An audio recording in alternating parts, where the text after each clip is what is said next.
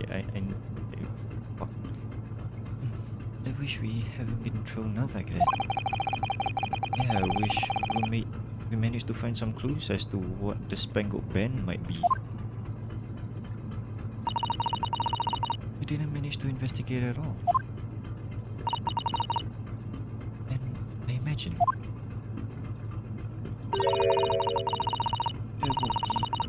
we won't be able for a while longer. We'll never get past that sailor guarding the door. It's clearly glaring at us as if to say, don't think about it. Oh, wait a minute. What is it? What happened to our great detective friend? Where did he go? Oh yes, he's completely disappeared. When did he do that? And he slipped away as quietly as the wind, but not before ensuring that these were securely back on my wrist. Do we go back? Oh no, we can't converse anymore. We can't converse, then we have to move. But I'm guessing we can examine the anything. But since he's guarding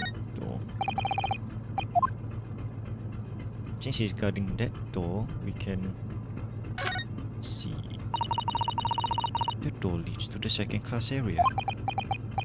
It's locked. I can't open it. Well, that stands to reason. No one wants to let the murderer escape. She gave me a very stern look when she said that.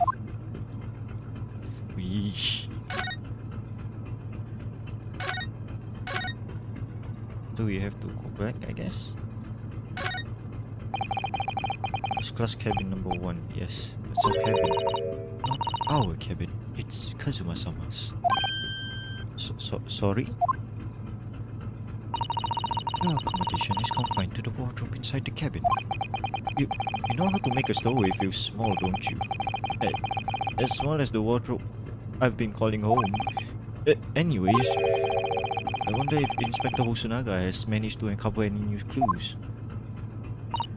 Yes, we should probably find him and ask. Oh. We can move then. Let's move. Kazuma's cabin. We can't go to Miss Pavlova's cabin anymore. Let's go to Kazuma's cabin. Okay, the sailor moved. But where is Inspector Hosonaga? Looks like they're still investigating in here. Yes, on that subject, I wonder if Inspector Hosonaga is unscathed. What do you mean unscathed? Surely you haven't forgotten, have you, Naruhodo-san? Don't you remember what he said about allowing you to go outside this cabin to investigate? He was going to talk to the captain about it. He said he'll lay his life on the line for you. Oh, yes. But I'm sure he was exaggerating, right? Let's see what he has to say for himself. He might have new information for us. You'll never know.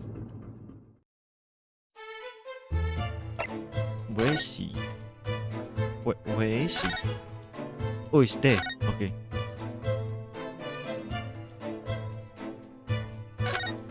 Did we not read the rules? Passengers are not... Okay.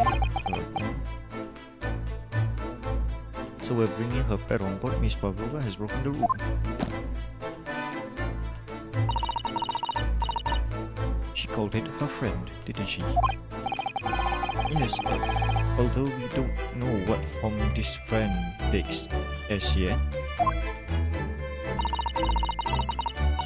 I'm almost certain that whatever it is, it's inside the traveling case in her cabin.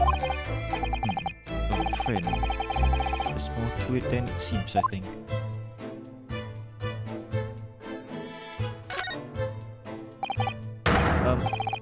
You! Where'd you go? Sorry. Wait. Who gave you permission for this? Well, I mean, Seaman Hosonaga did. Then you Japanese, was it? Later, I will roll him in ball and throw him in cool room. He's gotten back to guarding the door. I hope Inspector Hosonaga didn't find himself in too much trouble on our account. He's really gone out of his way to help us, hasn't he? When we get back to Japan, we'll have to take him for steak at La Carnival.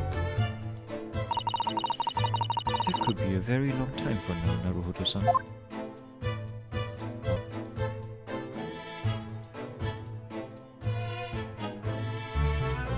Yeah, but he's not really guarding the door, as per se.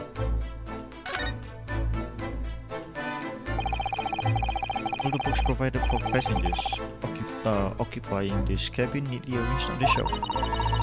They were all over the place when we first looked around, if you remember. Oh yes, and you tidied them up, didn't you? But isn't it crucial evidence? I think it's not though. You have to look around the ship's property. Unruly behavior in cabins leads to damage. But it really wasn't me who knocked them over. Well, anyways, I feel much better now. Let me be lying down. Can't relax when things are untidy. Okay, so... Oh my god, he got beaten up! What the fuck? Oh no, Hosonaga. I'm sorry. Ah, you're back. Inspector! Oh, what happened to you? The faces. Please, don't worry about it. They're just scratches. Like, made by a bear maybe. When I'm told the captain that I'll be giving you permission to investigate, he told me he'll pummel me with his fist and then toss me overboard. What? But that pummeling was over in a flash, and he might have decided against throwing me overboard. So, it was nothing really. It looks like he wasn't joking when he said he would lay his life on the line if he had to. Well, thanks for your effort. We now know a little about the neighboring cabin. Yes, so I understand. Oh? I bumped into a man claiming to be a great detective I bumped into a man claiming to be a great detective a while ago. I think his name was something like Sherlock Holmes. I don't think he was German though. Ah, that explains it. Shall we compare notes then? We can tell you what we found. Yes, let's do that. Cabin next door. What? Nikolina Pavlova? She's in the next door cabin. Oh, you do know who she is? Please, what self-respecting ballet friend wouldn't know that graceful angel? Ahem. Oops, I think I upset him there.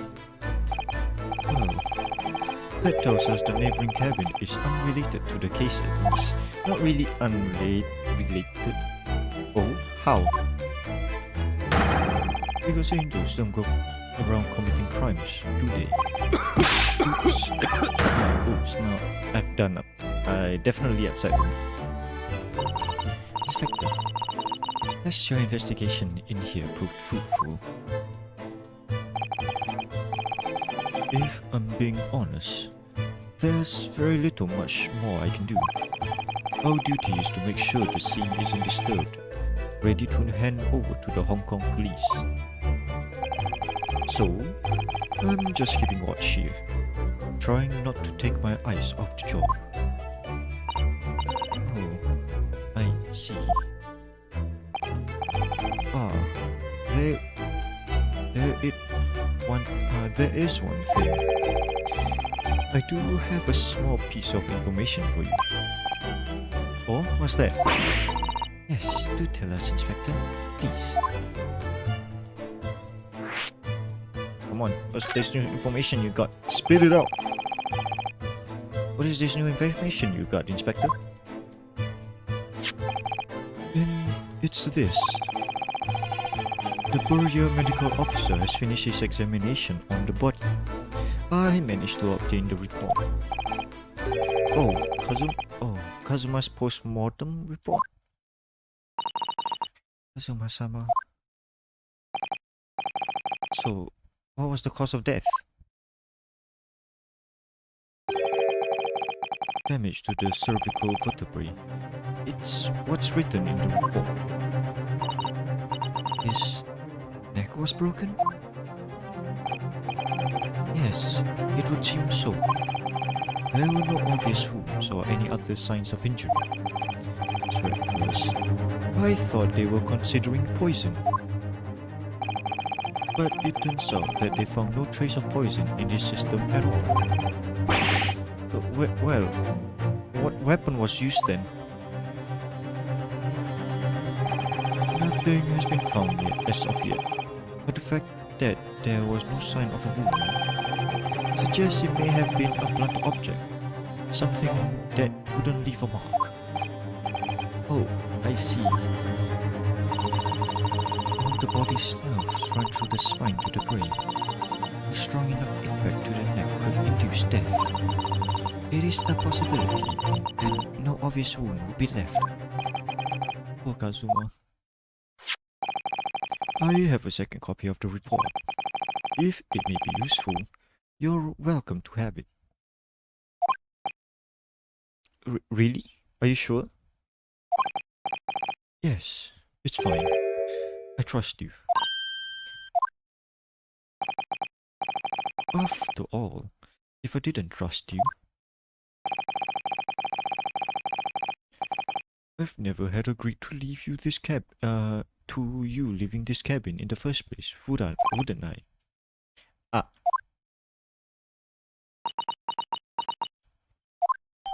Postmortem report has been entered into the court record. Okay. The great detective. Oh, Mr. Sholmes was here, was he? Yes.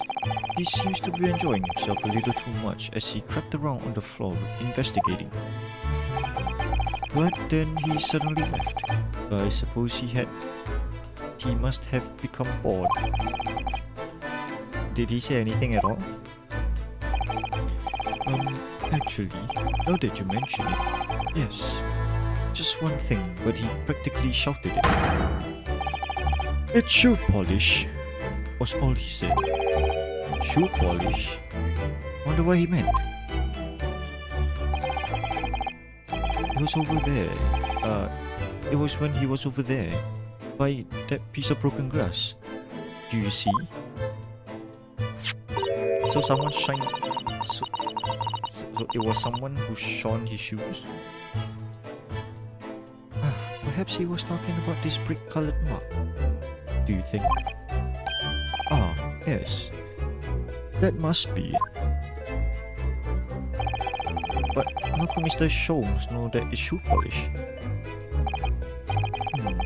That leaves me cold, I'm afraid. I have no idea. What is it, Susato-san? Well, Kazuma-sama was wearing leather shoes with a very dark tan hue. Dark tan? A sort of dark brownish red then? Yes, a little like the color of red wine, but darker. I often repaired them for him. Oh, does this mean... Hi Ash, yes, hi Ash. How are you today? Good morning.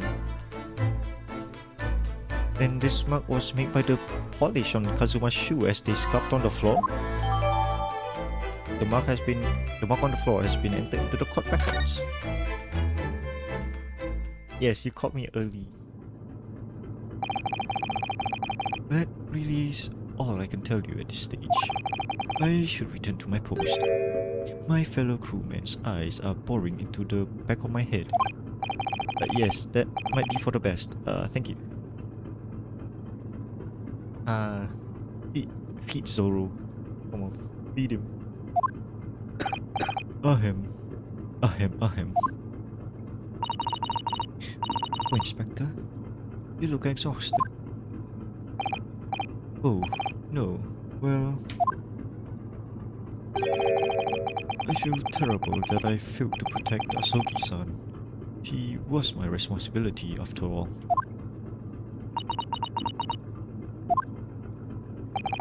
Of course, my pain is nothing compared to yours. You were his friends. The truth is, I seem to have had a heavy head ever since I woke up this morning. A heavy head? That's interesting. My head's still throbbing too. Maybe they were like chloroformed.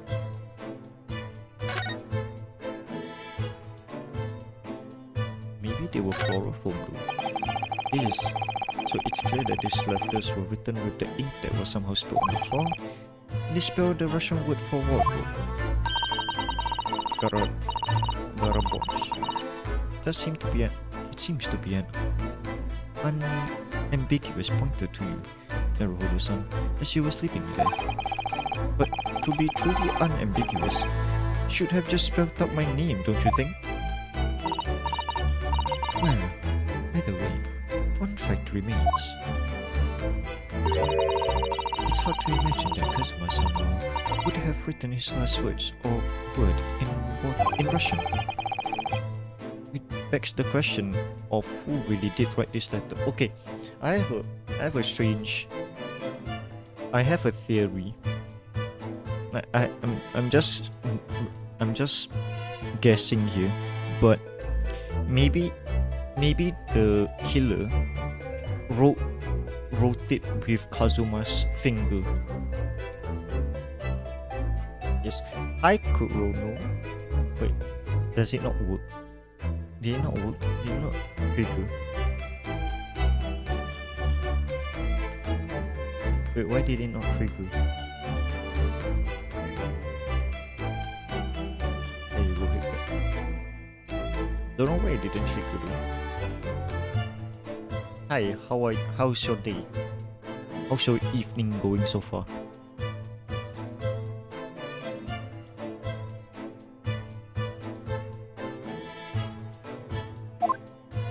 Yes, that's fine. So maybe it was actually a Russian killer. Maybe it was really the revolutionary that killed Kazuma. Can I not skip? Fast forward.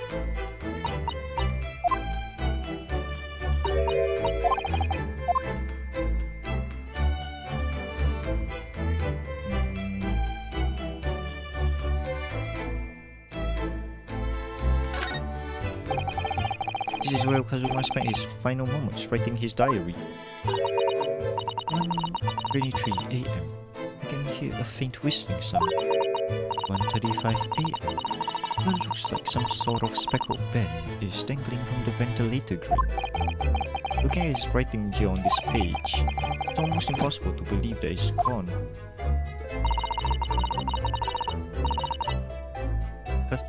Kazuma-sama left us a valuable clue in these words, I'm sure of it.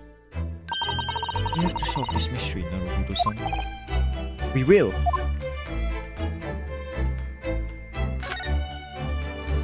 I have no idea.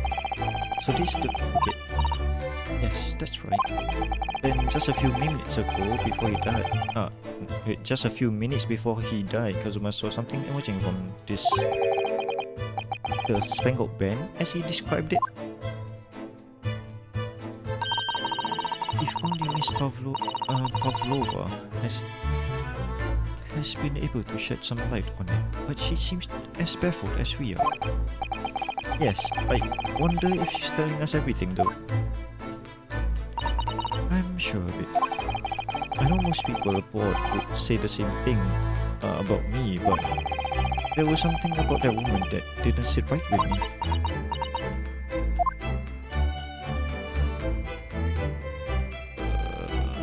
Is there really nothing else? We can talk with him if I want to. But chicken bone and everything. Everything seems to be okay. So I'm guessing. Can we converse?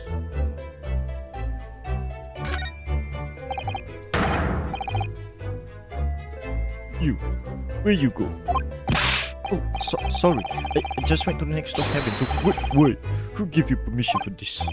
Well, it's Seaman Kusunaga did. That you Japanese was it? Later, I will roll him into ball and throw him into cold room. He's gone back to guarding the door. I hope Inspector Hosonaga doesn't find himself in too much trouble on our account. He's really gone out of his way to help us, hasn't he? When we get back to Japan, we'll have to take him for a stake at La Carnival. That could be a very long time from now, Hanaruto-san. Wait, I already read this, what the fuck? Is there anything else? Yes. We did read this in the previous stage.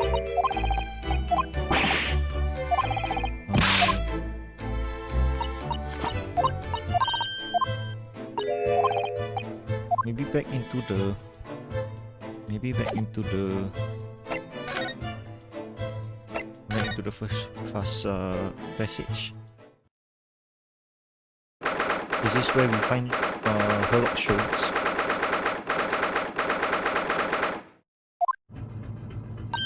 Hi Mika. Welcome. How's your day?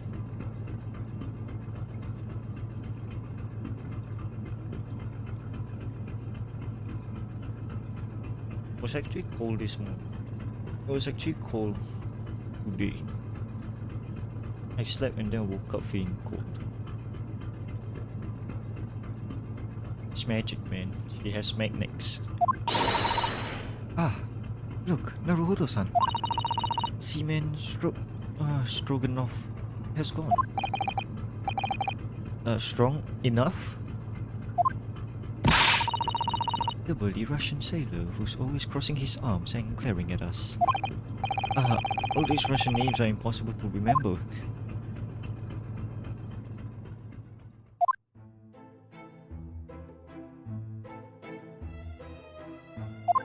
Tra-la-la-la.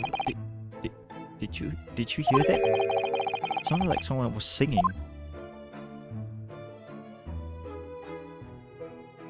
Haha! Wait, no, wait. Did it? Oh, wait, no, okay. So this is Herlock Sholmes. Let me get into my Herlock Sholmes mood. Tra la la, lira la. I did the great detective way. I forgot how Herlock sounds like. I'm sorry. This caroling, I know that lark-like voice. But never mind that now. This is a golden opportunity for us. Yes, you're right. We must seize it. Let's get inside Miss Pravovla's cabin while we can and investigate. Definitely. Before that stringy knot crewman comes back. It's Stroganoff, not stringy knot.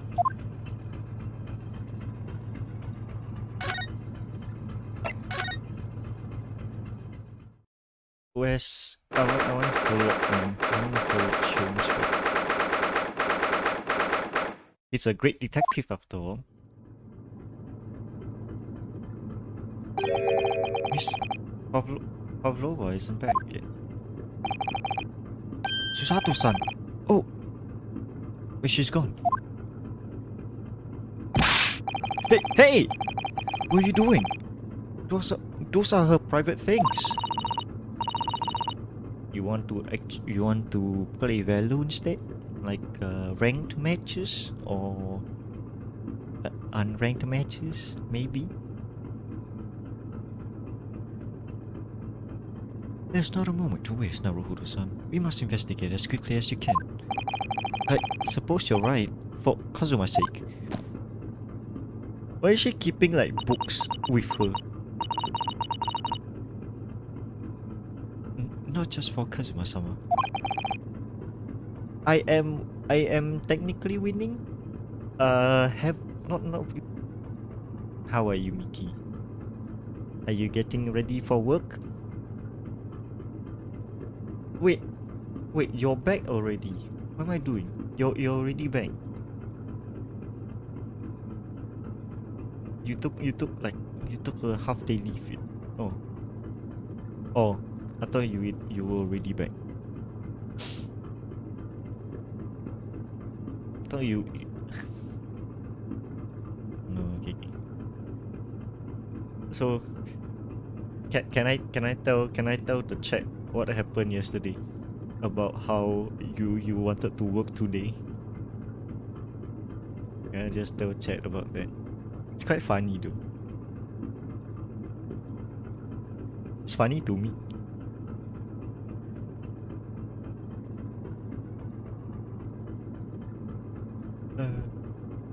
Okay.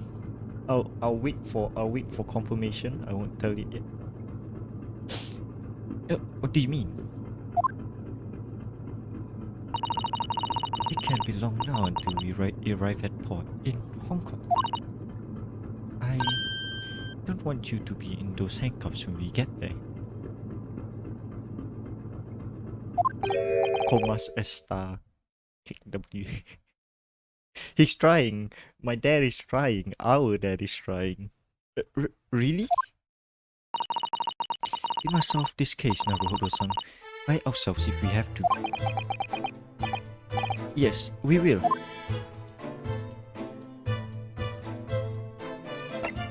The suitcase is open now. Oh, what the fuck? Oh my, Miss Pavlova's case is open. It's completely empty inside, but according to the great detective's great deduction, she was hiding her special friend in there. Yes, a friend that she said she had to keep a secret because you're not allowed to bring animals aboard the SS Beria. I wonder what kind of animal she had in there. And more to the point, where is it now? Oh no, we have a loose snake.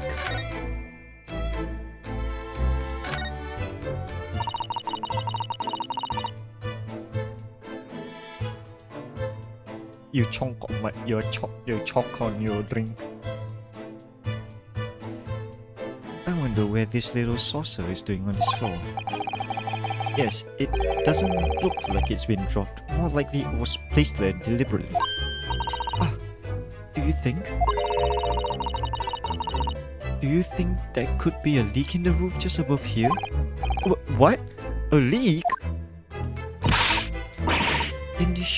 Is this ship quite safe? I'm sure that even if there's a little leak in the roof, it doesn't mean the whole ship is gonna sink. No, you're right. Of course, you're right. She's really trying to persuade herself, isn't she? Starbucks has ads, man. That's cool. I want coffee bean. I want coffee bean, the vanilla blend. That shit is awesome.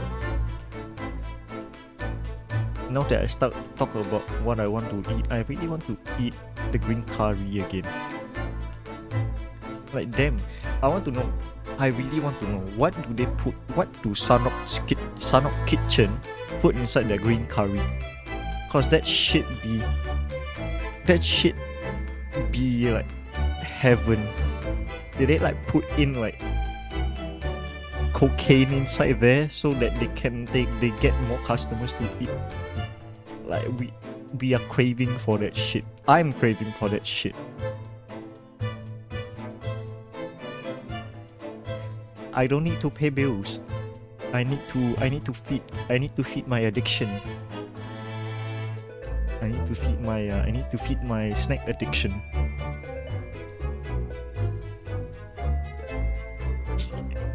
Thank you everybody who comes in here. It would seem this teapot is empty. So the natural conclusion is that the Russians are very thirsty people. Yes, thirsty, as in they need to hydrate, not not like thirsty. Yeah. Oh, because Miss Pavlova only came into this cabin last night. She hasn't had the chance to make any tea yet. I mean, it could be either. It's definitely that they're excessively thirsty. I'll lay 1,000 to 1 on it. Yes, thirsty. Hydrate. You're rather obstinate, are you? Aren't you, Naruhodo-san? Wow. Pure wow. Thank you. I have coffee with me.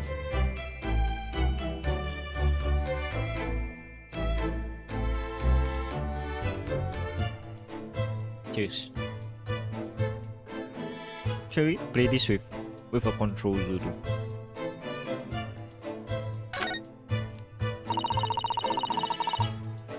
I suppose every cabin has a waste paper basket. Shall we look around and see what's been thrown away? Naruhodo-san, it's poor etiquette to go shifting through someone's rubbish, you know? Those eyes. She's looking at me like I'm a piece of rubbish now. However, these are very special circumstances, I think. Exactly! We have no choice. There's hardly anything in here at all. Oh, well, that's a little disappointing.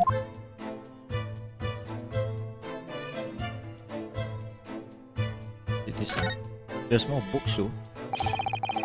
There's just a few books on the desk, nothing else, but the looks of it... Well, Miss Pavlova only ran away from the ballet last night. She's hardly occupied this cabin for a time at all. That's true. I wonder what kind of books she likes to read. Let's see. Yes, I see. It would seem that Miss Pavlova enjoys reading books written in Russian. No shit, Sherlock. You don't need... Yeah, no shit. No shit, Sherlock. Bye, Mickey. Bye, Dad. Enjoy work. I'll see you later or tomorrow. Whichever comes first. I was about to say no shit, Sherlock, but then I thought about it. Yeah, Sherlock is also quite dumb in this game. Thanks. I think I probably already knew about that. It's rude to ask too much of people, Naruhodo-san. Kindly remember that. Oh my god. Wait, why is it fallen over though? All the books have toppled over together. Look, every single one. Do you think that's that's the god of the sea, perhaps? He's toppled two though. It's exactly the same as the bookcase next door in Kazuma's cabin. Perhaps Miss Pavlova was practicing a difficult ballet pose and fell against the bookshelf. I don't know. Would she really be practicing ballet on the same night as she ran away from her ballet company? Alright then. It must have been you. You lost your temper and knocked them all over in a fit of rage. I was in the wardrobe. What you mean? Not everything bad that happens on this ship is because of me, you know. Well, anyways, I'll set them all straight again in here too. I don't like seeing things in a disarray. No, I think this is like Mia Fey. I know that she's a Fey. She's a Fey descendant. But she's acting a lot like Maya.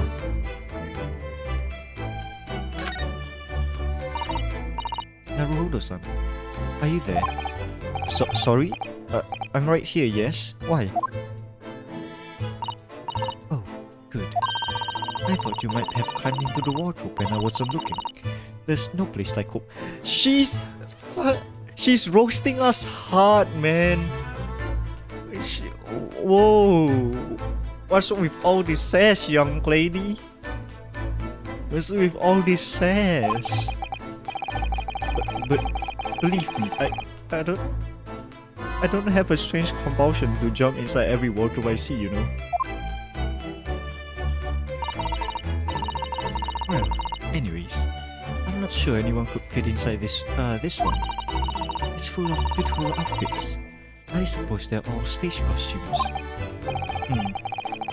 I was rather hoping we might find Miss Pavlova's friend hiding in there, but no such luck. Maybe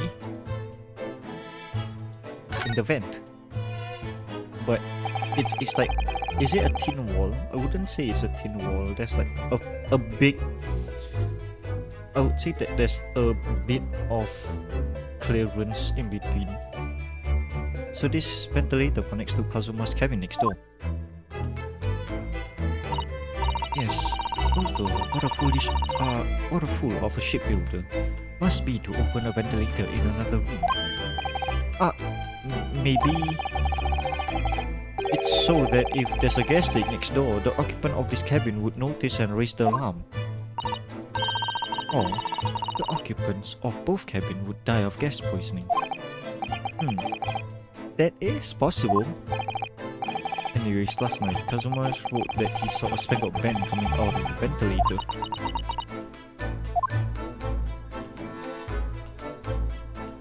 Okay. Bye-bye, Pika. Wait, what is in my thing not open? I don't hear the bye. Bye. How come do? Let's wait. I think Twitch is broken again.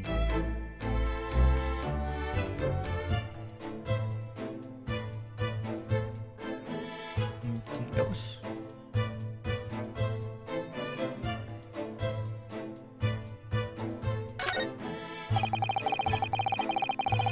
There's one of these next to the bed in Kazuma's cabin too. Yes, it's a bell cord. I can't resist. Oh fuck. She barely hesitated there, and she gave it a good thought too.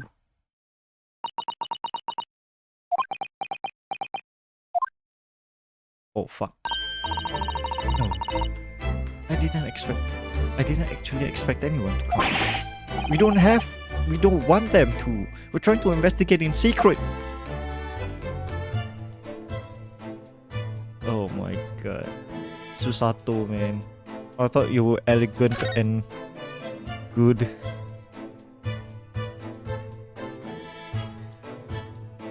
But you're just giving us away. Maybe there's nothing else. There's only there's only this and the door now. Ah yes, they're displayed next in this cabin too. Look, the SS Boya rules of passage. Passengers must not keep weapons or any other dangerous object. Pets are also strictly forbidden. I suppose Miss Pavlova realized that she needed to keep the contents of her case in secret after reading this.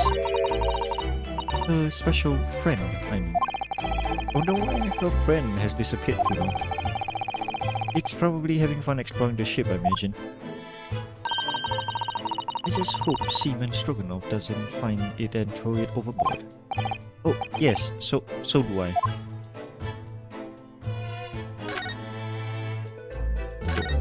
There's only the door now. This cabin has the same simple sort of bolted latch that our dog cabin has. If the bolt's drawn across, there's no way anyone could enter the cabin from outside. Yes, it's not a particularly heavy-duty bolt, is it? Still, it wouldn't slide across on its own accord, would it? No, and the door is made out of metal, so there's no chance of trickery using magnets to unbolt it from the outside. Yeah, that's what I thought before. So what I'm guessing is that who was it? Let's change it. Like I said, someone murdered Kazuma. But how about this? Kazuma actually broke his own neck by accident. He killed himself by accident. And then I was like, yeah, put it in the wardrobe because like someone like wardrobe. He wrote down wardrobe because the seamen on board, like the sailors on board, is Russian, and they would understand. Oh yeah, it's wardrobe, so it's inside the wardrobe. Huh? Meh? Eh? There's no murderer. Kazuma died by himself. It's the perfect locker room situation. I'm a genius. And it's sealed up perfectly too, to stop any seawater from coming in. So you couldn't use the method you told me of passing a thread through a crack around the closed door either. I seem to know a lot of tricks for opening doors. I'm starting to see why they suspect me.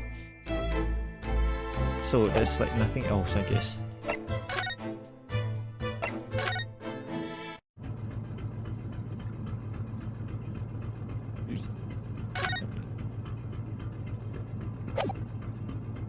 Can we not like see the...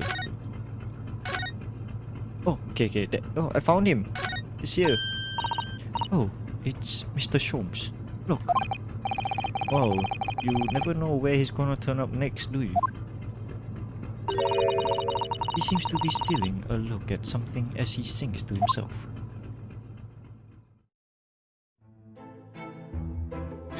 Tra-la-la-la-la-la-la-la-lay.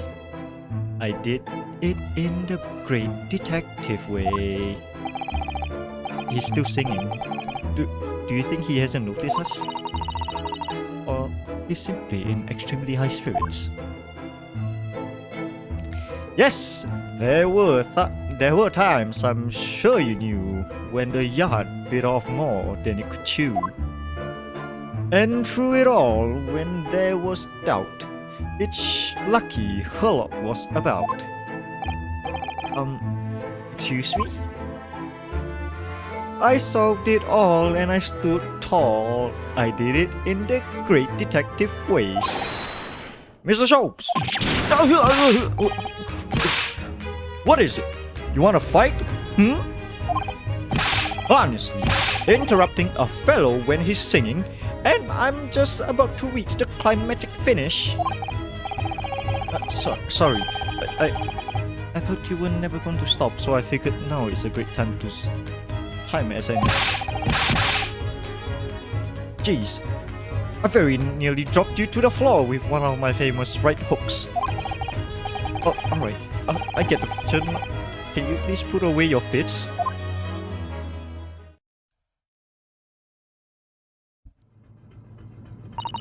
Mr. Sholmes, you seem to be examining something before we interrupted you. Aha, yes, that... I was immersed in the study of the ship's log and penned by the stockly built crewman who's usually on guard here. Oh yes, the ship's log. And do you find anything useful from it? Well, after 2 AM this morning, the majority of the entries are blank. Which means there's nothing to report, nothing of notes happened, so... You truly are a student from the land of the rising sun. You've been utterly blinded by it. Sorry? Your logic, my boy, it's inverted. Whatever do you mean, Mr. Sholmes? Observe the other pages, and all shall be clear. It would seem the same crewman often stand sentry in the first-class passageway, and he has an utmost religious practice of recording nothing to report every half hour. Oh, he writes that in every 30 minutes? Nothing to report. Precisely. Put simply, the seaman writes nothing to report when there is just that. Nothing. And yet, the ship's log from last night is largely blank. He didn't even write nothing to report. Do you mean? Yes, there were circumstances afoot last night which led to the seaman being absent from his post. What kind of circumstances? What happened? That remains a mystery for now, but we can be sure something significant took place. So significant that it caused the seaman to forget his regular habits of scribing nothing to report in the log. These are important details, my boy. I would stake my life on it. You must log the ship's log in your mental file. The ship's log has been entered into the court records. Now, that deduction was worthy of a great detective. Ah, you're starting to understand what my way is, I see. What makes Sholmes brilliance!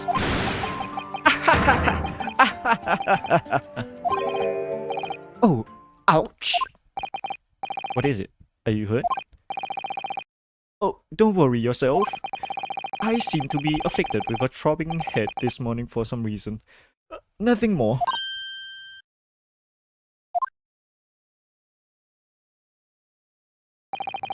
Well, my friends, until our next encounter. He's still singing to himself. I can hear it as he wanders off down the passageway. Is something wrong, Susato-san? You seem to be lost in thought. It's just... well, I felt the same. Sorry? Ever since I woke up this morning, I had something of a headache. A sort of continuous throbbing. Oh, you too? Maybe the whole ship was like gas poisoned. You know, like chloroformed by accident. Or the lack of... I'm guessing the lack of...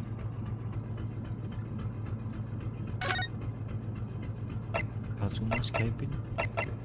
Kazuma's cabin. Let's see.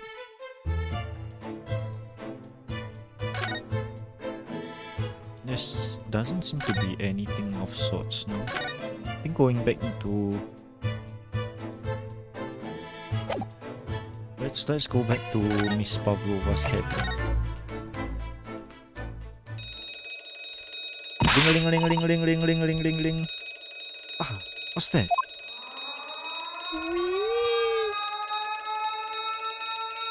It's a fire! It's a fire!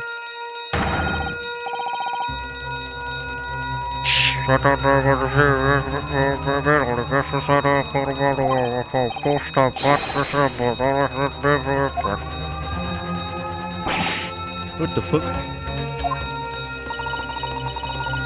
I thought we'd go back to crash into another ship. What?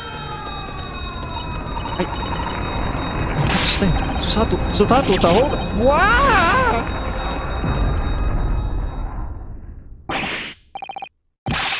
Susato-san, are you alright?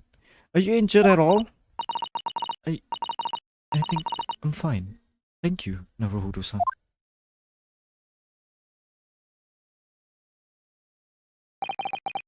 It looks like we avoided a collision. I think... yes. The ship has come to a stop. Oh my goodness. What about you, Naruhodo-san? Are you hurt? No, I'm fine. Oi. Hello? Is anybody in there? Shout if you need assistance. Oh. That sounds like... Oh, Inspector Osunaga. Is that you in there, Naruhodo-san? Unbolt the door. Quickly. What? The boat? Oh! I think I get it. It's way simple. Okay, understand. Did he send me mail? What the fuck?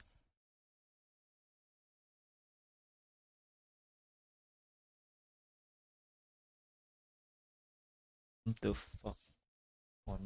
Okay. Look at that. The door's bolted. Did you do that, Susato-san? No, I didn't touch it. That's strange. Who did... And... Look at all the books. They're just like they were before again. Oh, the lock... The boat is easily lockable. No wonder. So, okay, so actually someone came in. A Russian man came in. Hit Kazuma. Ran out the door. And then because of what happened just now, like last night, the door locked itself. Genius. I'm a genius detective. Genius ace attorney. Naruhodo-san, aren't you going to open the door and let the inspector in?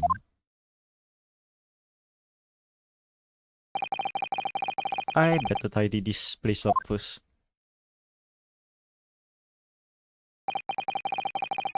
Our violent emergency stop has solved one mystery at least. It's a very vivid way. But I knew that what awaited us on the other side of the cabin door would not be pleasant. I hurried around tidying up the cabin with a new sense of foreboding in my heart.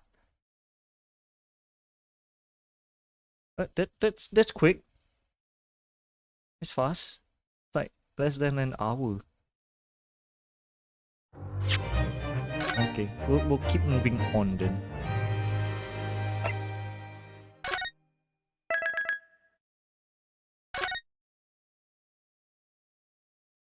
Really?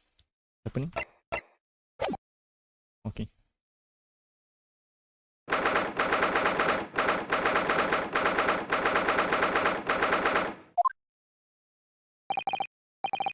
Somehow, the door to the cabin was that we were in ended up bolted after we made an emergency stop. Rato-san took a deep breath, then gently slid back the bolt. Oh fuck. Oh no. You! What are you doing in Miss Pavlova's quarters? Oh. You both look unhurt. Good. Yes, we're fine. Thank you. What on earth happened? You heard something about how you were going to collide with another ship? Yes, it appears to have been a false report though. Oh? How did that happen?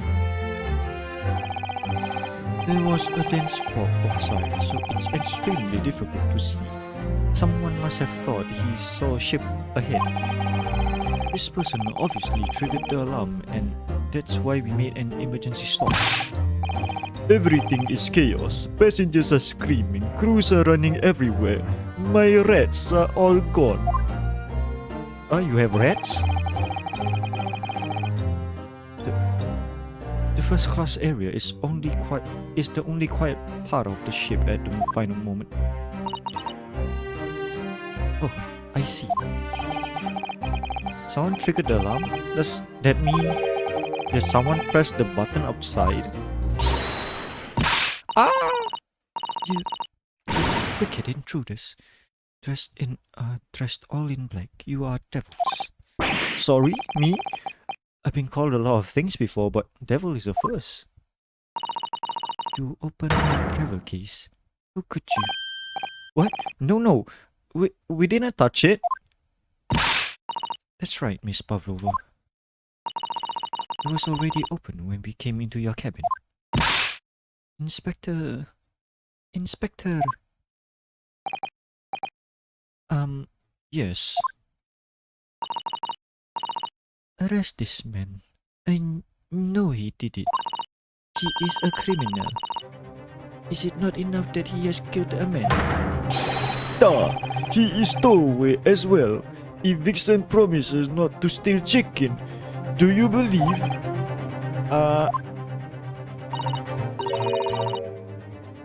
Take him away. He is a trespasser as well as everything else. Stowing away, trespassing, killing? She is right. You are devil. It doesn't look good, does it? There is cell below deck. Throw him in. Tomorrow we dock in Hong Kong. Then we are gonna give you straight to the police. Wait, a cell? Please, Inspector Hosunaga, is there nothing we can do? This is a Russian vessel. I really have no jurisdiction here. After my last efforts to appeal to a certain captain's good nature, I think I'm out of options. This is terrible. This is a real crisis. I've got to find a solution. Immediately.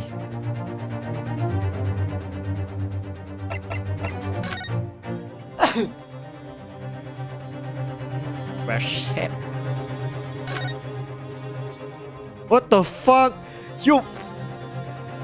Look at him! What the fuck? It's like, oh, it's like nothing is going on here. And this bitch is just crawling on, just hanging on. What the? What are you doing up there? Mr. Sholmes! Naturally, I was analyzing what a weight of 20,000 rubles feels like on my head. Have I not told you that I am a detective? It is my business to know what other people do not. This isn't merely a tomfoolery, my boy. Oh, no. Well, why were you hanging from the hook before then? Isn't it obvious?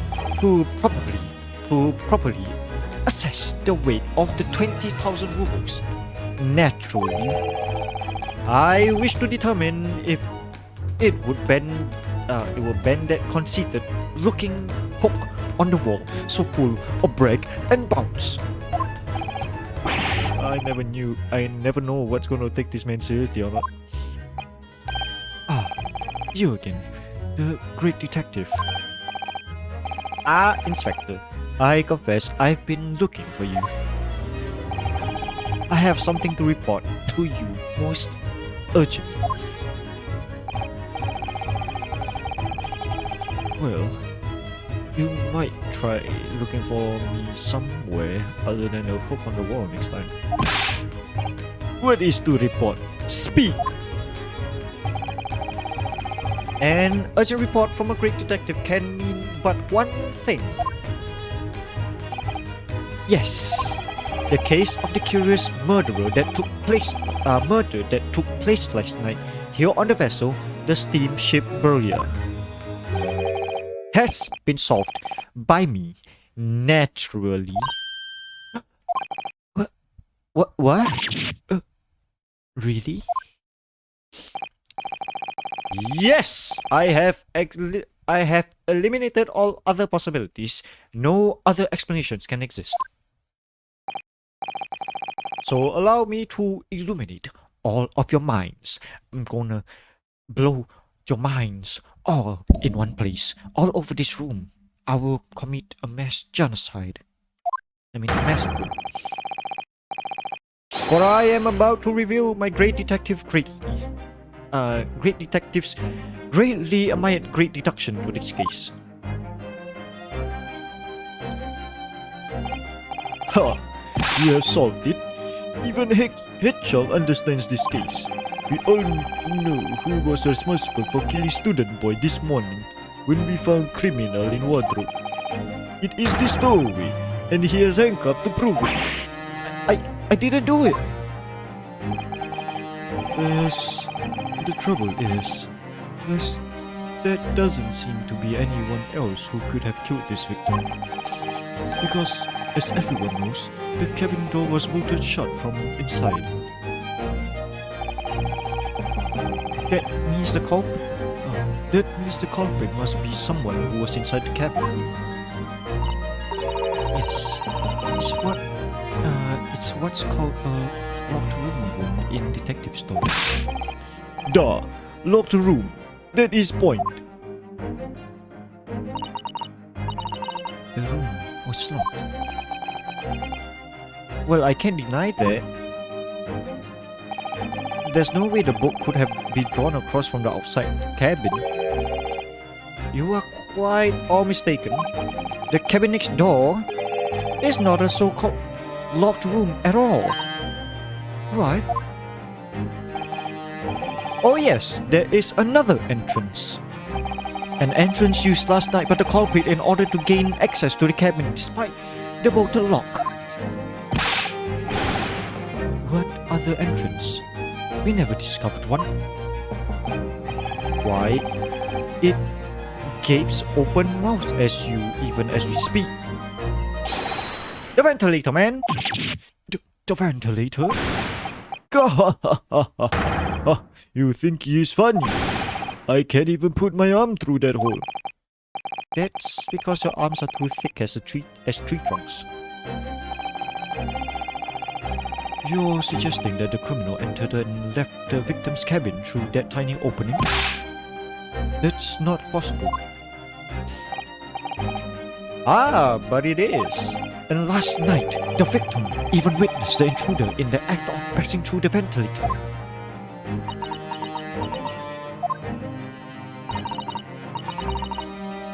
Mr. Sholmes, do you mean? Are you referring to the words Kazuma-sama wrote in his diary? I can hear a faint whistling.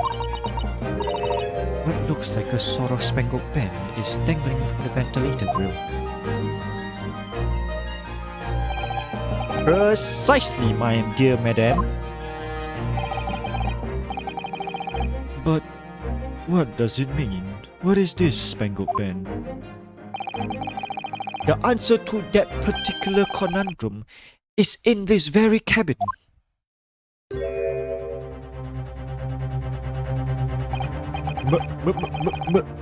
Mr. Sherlock? What are you doing? There's a distinct element of danger, but fear not, I am ready. I am what I'm about to expose for you all to see will shock you to your very cores. Behold! What the? It's a snake!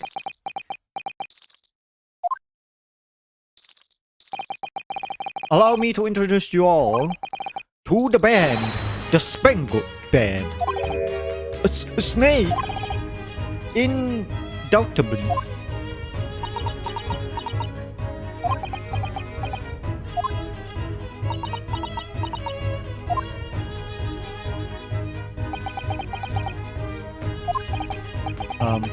Mr. Sholmes, just one thing. Pray, what troubles you? Well, that snake isn't really spangled, is it? It looks more stripy, wouldn't you say?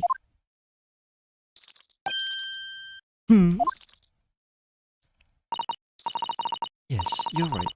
I think this case, you will have to call it the striped band, wouldn't you?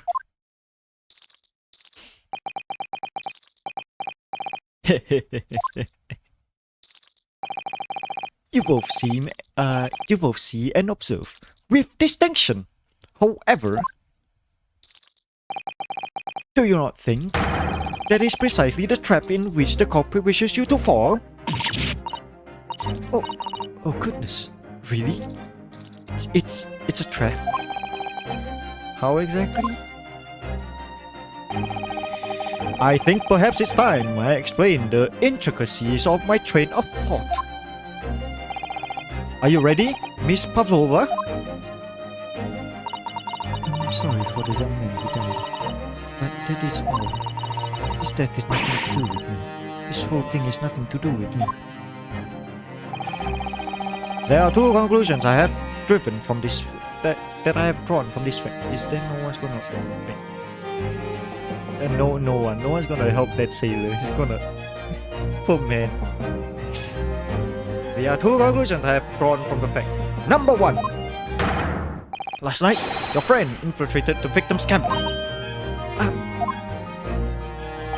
And number two, that same friend was responsible for the victim's losing his life.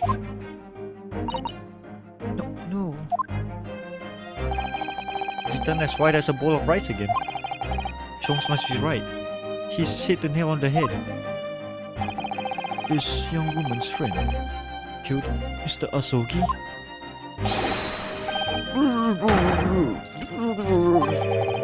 Looks like he can't speak with that snake coiled around him. I would advise a little movement as possible, Seaman. As we wouldn't want the fangs of that long friend of yours in your neck. So, everyone, let us begin. Sherlock Holmes is proud to present his logic and reasoning spectacular. Hey, it's the same thing again. The game is foot. Topic 1. Intruders. Identity. Miss Pavlova, moments ago you claimed the following. His death has nothing to do with me. This whole thing has nothing to do with me. Yet you cannot deceive yourself. Yes, when you recall those horrid events, your aching heart smarts with pain. And it's very plain that evidence you're inextricable, and it is very plain that evidence your inextricable link to the victim's death. So we ask, what was the nature of this intruder that stole into the victim's cabin on that potential night? Why, naturally, it was the friend, which with you boarded this vessel, was it not? As I suspected, another telltale glance. Without a doubt, your friend is the writhing serpent we've seen before us. And yet, that fact leaves us with a quandary.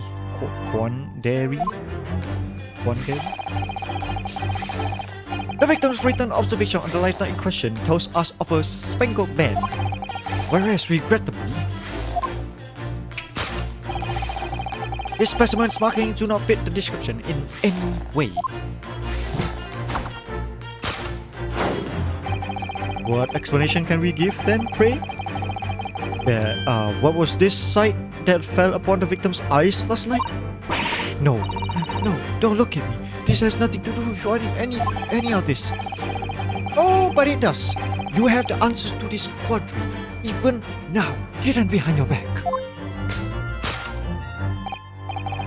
Yes, that which you are trying but failing to conceal can only be a snake sloth's skin. Evidently, after the subtle horrible crimes and this most deadly friend of yours, shredded its original skin. No. I didn't know what you're talking about.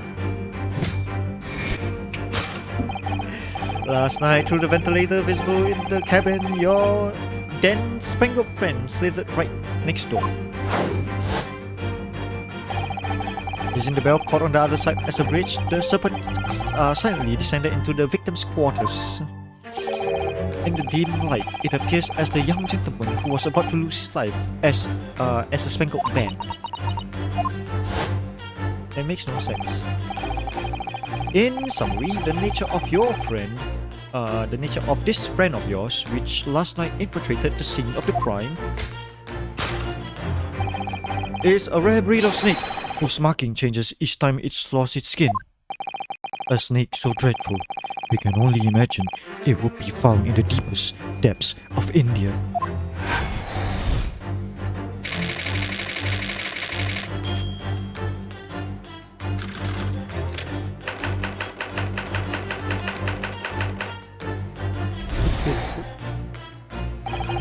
Moving on, we come to the heart of the matter, the grim demise of the victim. How did this young man lose his life, and why? According to the data of which I have been appraised, it would appear there was no sign of visible injury.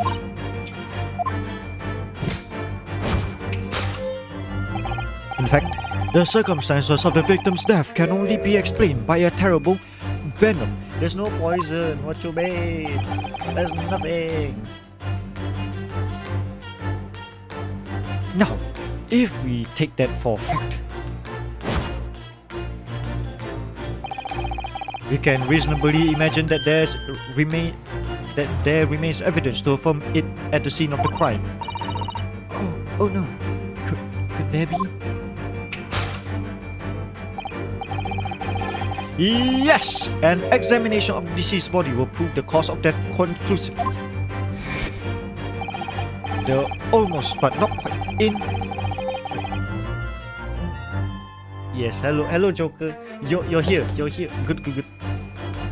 The almost but not quite imperceptible punctures wound left by the venomous fangs will seal the truth. Yes, the vestiges of the snake's bite delivered by your terrifying friend.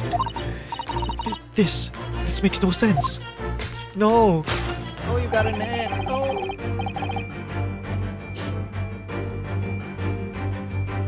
There is no point feigning ignorance, Miss Pavlova. After the incident, you endeavored to hide everything, didn't you?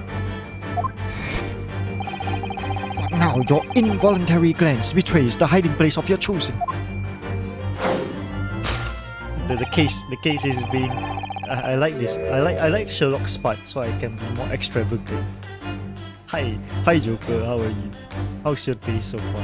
And wait, how's your PC by the way? How's your new PC? That's right. You have hid the evidence that links you to the victim's death in that traveling case. When we first met in this cabin, it came to my attention that your case moved periodically. Your serpent assassin was restless inside, no doubt. You don't mean... It is telling that the victim made notes of a low whistling sound that he heard minutes before his hand. That was your signal, wasn't it not? The sound you had used to train your serpent friend. To train? But of course! Indeed! You have put the serpent through this ventilator and wait. After a period, you summoned it back with your whistle. You couldn't have known the animal has done its duty, so you would listen for signs of life next door. If the victim appears not to have been dispatched, you will release the snake once more. Do you not agree this snake has undergone such training? It's not true. Having slithered through the ventilator and down the bell cord, the creature needed only to sink its fangs in once more. And Its venom would course through the victim's veins, ending his existence forever. That is the true nature of the spangled pen that took the poor young man's life. There could be no doubt. No logic is infallible. Definitely the true great. Dang! I'm still on this one first. It's taking me a good long while. Thus concludes Sherlock Holmes' great deduction of the spangled pen. Let's clap. I'm gonna take a nap because I have a cold and it's after work and I'm seriously dead. Oh goddamn. Yes, have a good nap and make sure to eat cold medicine. Keep yourself safe, keep yourself healthy. Health is wealth, my dude. Miss Pavlova has trained her pet snake as a killing machine. There is on the floor. There on the floor you will observe a source of milk. The promised food is the key to training any creature. Incredible. You solved the mystery. Oh, amazing. Your great deduction really lives up to your name. I see now why Sherlock Holmes has become such a household name. My dear man, it was nothing remarkable. As the Russian would say, I could have done it with one left hand.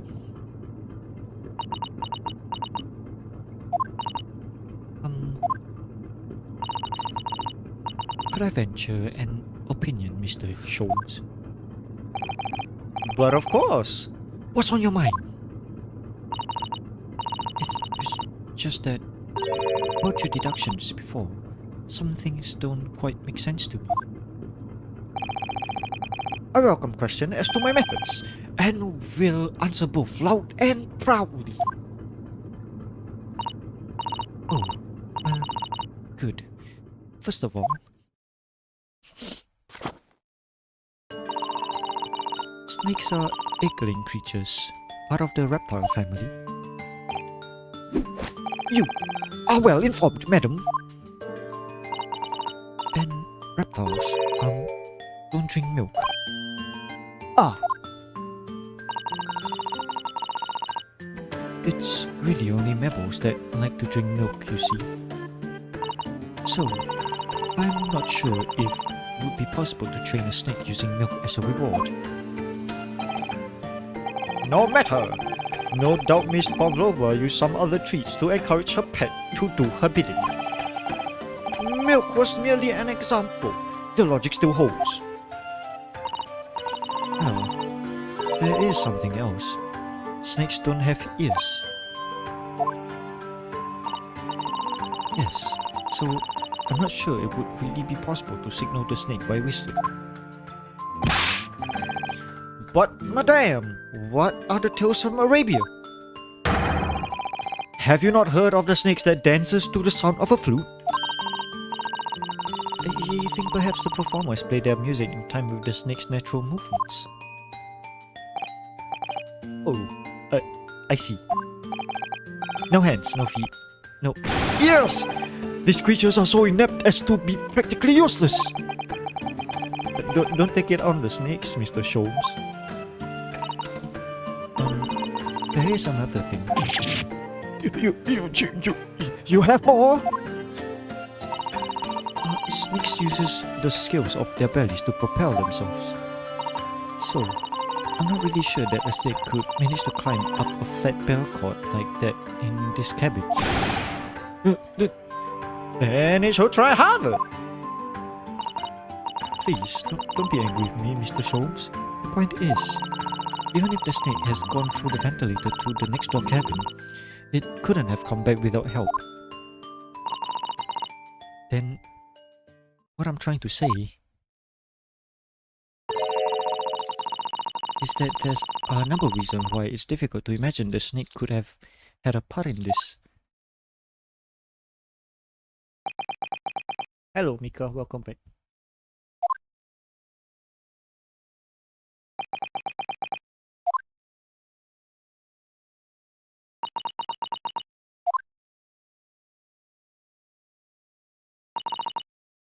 think we need to step in and help again, Mr. Naruhodo. Again, we will help him. Oh no, you don't mean... Yes, we need to modify Mr. Sholmes' latest deductions and turn them into the great ones they ought to be. I had a feeling that was coming. Alright, let's give it a try. Just what are you waiting for, Mr. Naruhodo? Yes, right. So cast your eyes down to your wrist again. What? Abracadabra. It's magic. You done it again. Your handcuffs are gone. Where did they go? Fear not, I shall see where they are restored after our work is done. I really wish that... Now, everyone, let us begin! Sherlock Holmes is proud to present his logic and reasoning spectacular. Course correction. Hold it, Mr. Holmes. identity, intruder's identity. Okay. Is there nothing to do? Okay.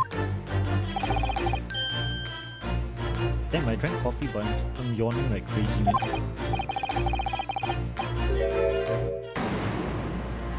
Yes, what? Wait, she does have a pained expression on her face. Yes, that is true. She looks as though Kazuma-san's death is weighing heavily on her mind. But you're not saying Mr. Sholmes has read her quite correctly. Is that it? Could there be other reasons way to interpret her expression then? Let's take a moment and really look very closely at Miss Pavlova. Is it a hand? Is it wrist? Oh, it's the claw. Wait. If it's a snake, then the claw? A cat maybe? Is it a cat? Oh, Naruhodo-san, look. That looks like a very painful wound. It looks like a scratch made by some kind of small animal. And fairly recently too. Well, whatever scratched her doesn't appear to be around here.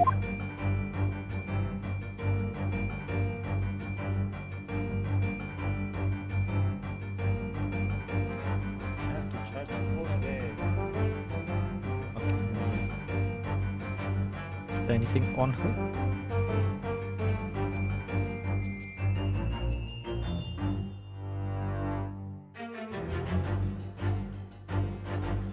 Yes, maybe. Is there anything on her?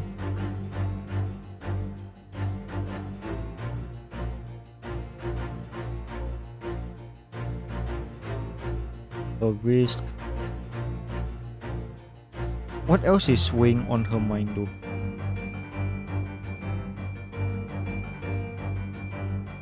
Claw scratch. I can't see anything else.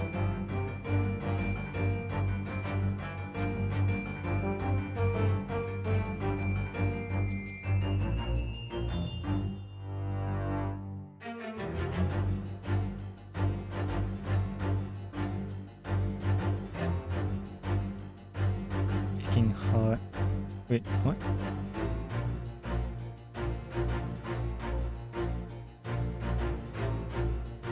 What else is there?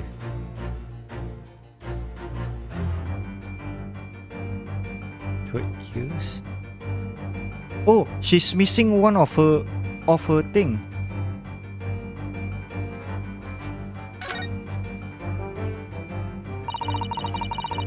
She has such petite ears among the beautiful hair like little pink shells. Oh, what's that? Something attached to her ear. Ah, I expected that's what called an earring. It's a little piece of jewelry. An earring? Is it?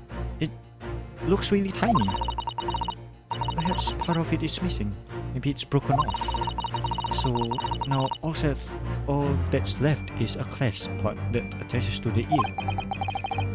If that's the case, she doesn't appear to have noticed it, that it's broken.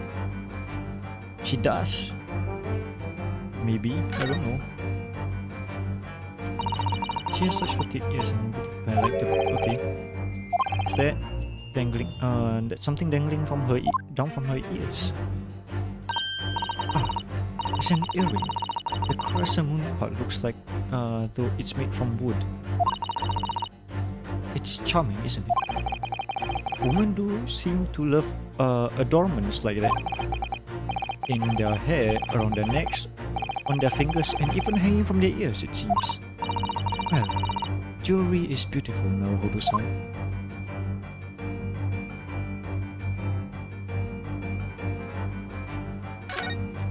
Do I do the ears again?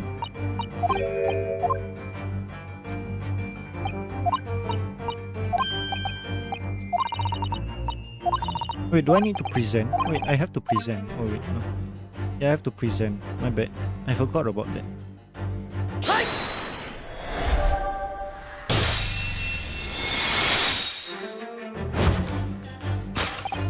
Yes, when you recall those horrid events, that claw scratch smarts with pain.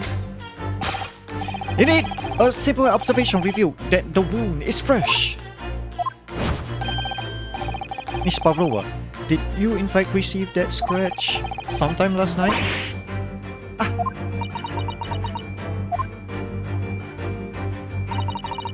When I think about the young man who died next door, I feel so sad. And I am sad. The pain from this wound is worse. And it seems that is very painful. That evidence you're extrinsically linked to the victim's death. So we ask, what was the nature of this intruder that stole into the victim's cabin on that portentous night? Why, naturally, it was the okay. I can't. Sherlock's voice takes a lot of my vocal voice.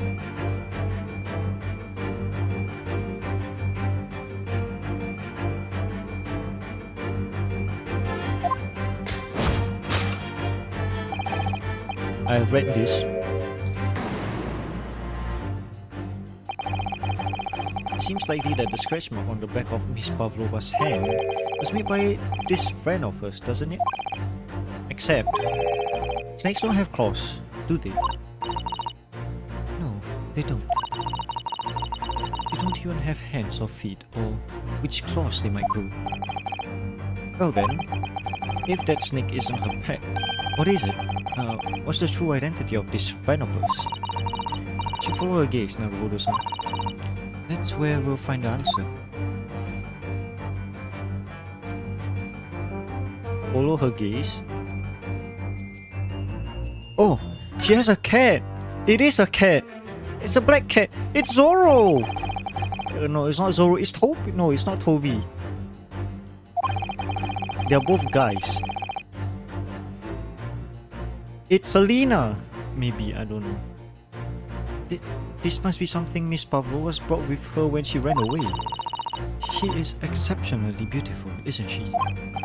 Yes, that's true, but personally, is it the little black creature she's holding that caught your eye? Maybe you better take a closer look at it?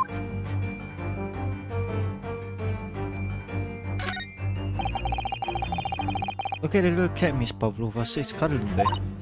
Oh, what a little cute kitten. It could vie with you, couldn't it, Naruhodo-san? For the blackest outfit? Black kitten. And from the looks of this picture, at least, Miss Pavlova seems very attached to it. It is the cat.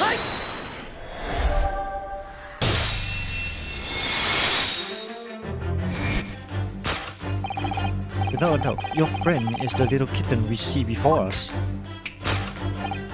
Yes! The scratch of the back of the hand makes that abundantly clear. Oh no. The whereabouts of this black cat isn't clear, but what is clear? Hi KK, how are you today? How was work? How was the children today? Were they nice to you? Is that you brought the animal with you when you ran away, didn't you? Ah! Tarka is my best friend. I couldn't leave her behind.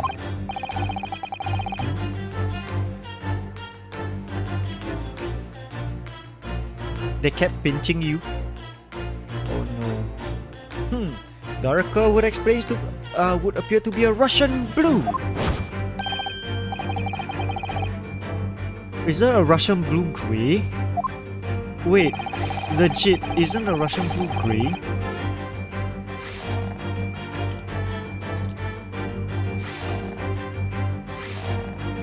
They are grey.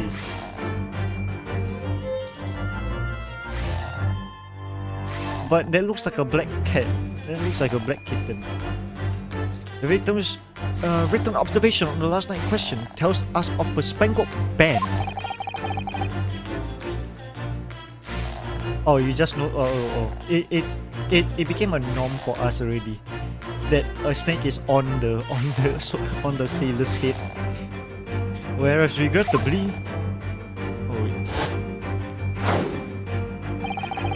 this specimen's markings do not fit the description in any way.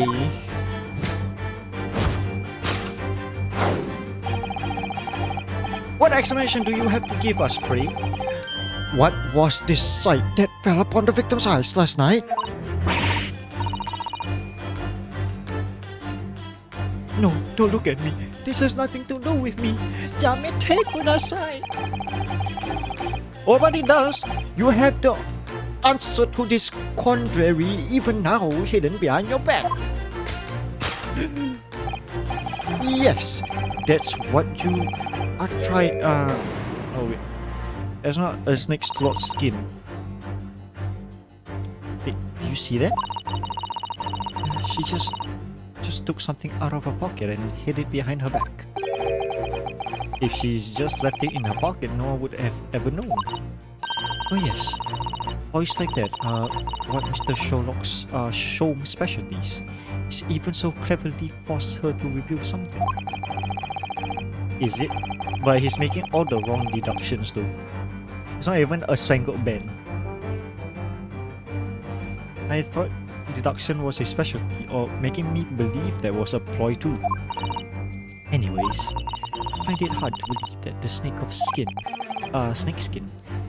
in which case, is what is Miss Pavlova's hiding behind her back.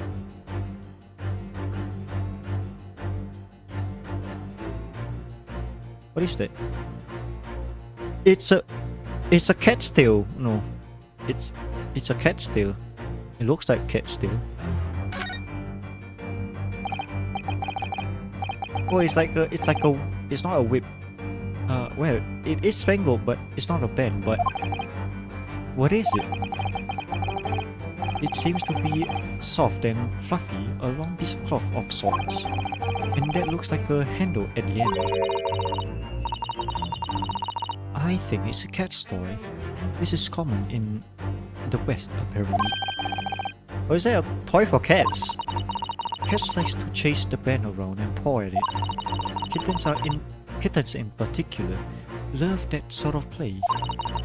You only need to wave it in front of them, and they pounce to catch it.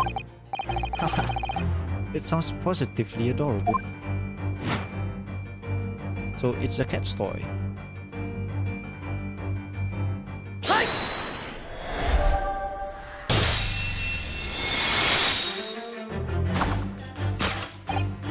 Yes, the thing you are trying to, but failing to conceal is a cat's toy. Precisely, and the true nature of this now infamous speckled bag. And it was this toy that you dangled through the ventilator. You waved it around, I presume. Naturally, the victim could not fail to notice it. I have no idea. But why? For what reason? My dear boy, there could be only one answer to that. After her feline friend disappeared through the ventilator in the neighboring cabin, Miss Pavlova attempted to use the spangled pet's toy to incite the creature to return. Ah. In summary, the nature of this friend of Miss Pavlova's which last night infiltrated the scene of the crime. It's a blithesome Russian blue breed of the cat named Darka. Yeah. A truly troublesome feline, young Darka is proving to be. He must be caged once found. You'll forgive us for borrowing the photography of your pet, Miss Pavlova. I think it's not working. Don't know why. Never mind.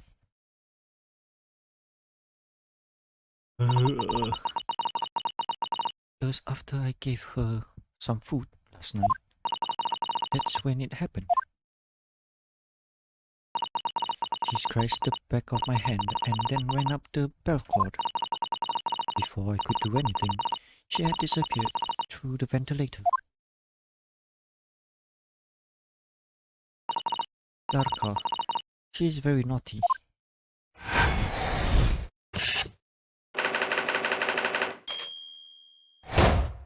So,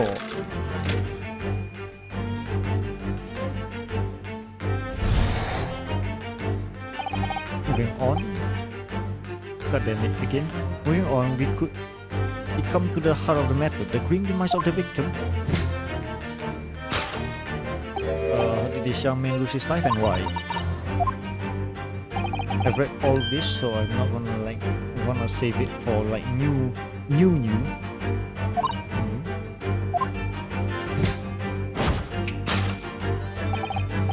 The circumstances of this victim's death can only be explained by a terrible weapon.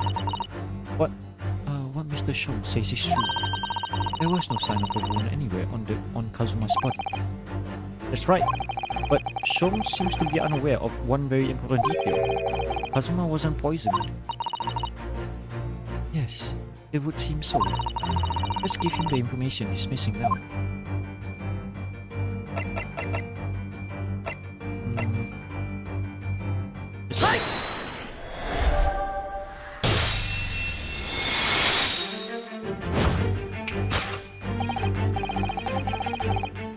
Wait, I think it's Darka that killed.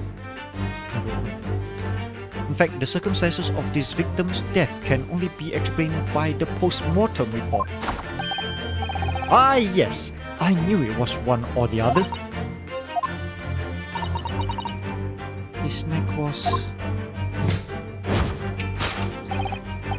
Indeed, the breaking of the cervical vertebrae is fatal. Okay, bye.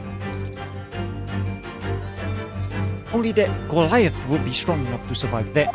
I see my Stroganoff is on some kind of immortal freak, you know. The jury is out! Anyways, we have on good authority that the victim's neck was broken.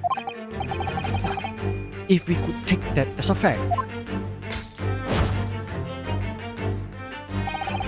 we could reasonably imagine that there will remain evidence to affirm it at the scene of the crime. Oh no, could there be? But of course, yes, an examination of the deceased body. No, doesn't have. Kazuma died because his neck was broken. In other words, he was probably struck by something, or someone, or something. Yes, that's a distinct possibility. As of yet, no weapon has been found though. Presumably, Daka didn't silently creep up behind Kazuma and deal him a fatal blow, right? I suppose it's possible that he had a fall and hit the ground awkwardly. It could have been a terrible act of misfortune that he broke his neck completely by accident. Oh yes, a bad fall could explain it. It's rather hard to believe of Kazuma-sama though. He wasn't a clumsy man. Well, we need to fix this deduction somehow. Is there anything from the scene that could explain what happened?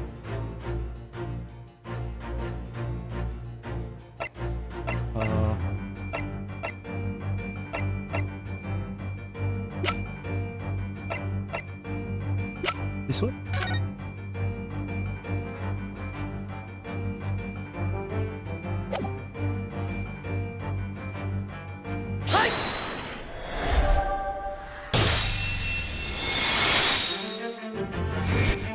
I did it. I actually did it. Yes, an examination of the marks on the floor will prove the cause of death conclusively. This particular mark could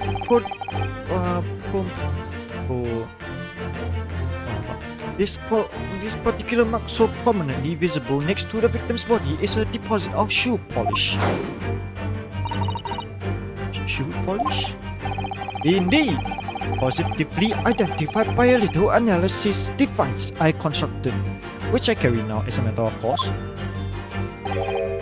Beeswax, tallow, and dye were my results, the undeniable ingredient of shoe polish. And the color of the shoe polish is a perfect match to the color of Mr. Asogi's lace leather shoes. Looking at this mark, it's not hard to imagine what happened. For some reason, Mr. Asogi must have caught his foot at that point of floor and tripped. Please, no. And by a dreadful turn of misfortune, caught his neck against something immovable object as he fell to the floor, suffering a fatal blow to the spine. A victim's vertebrae shattered, and in that instant, he lost his life. No! I don't know anything about this. Is that really true, Miss Pavlova?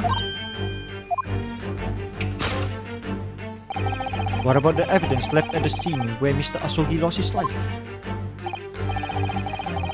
Yes, the facts are as clear as day to me. You did all that you could to conceal the incriminating evidence. But now your involuntary gaze betrays the hiding place of your truth that you chose.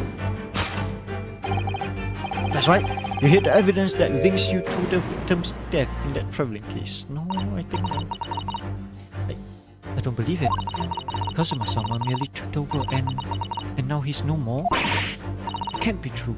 I refuse to accept it. I know it's hard to believe, but the marks on the floor does seem to suggest that's what happened. But as if this is part of Mr. Shom's deduction is right, Miss Pavlova is trying to hide some evidence that would prove it.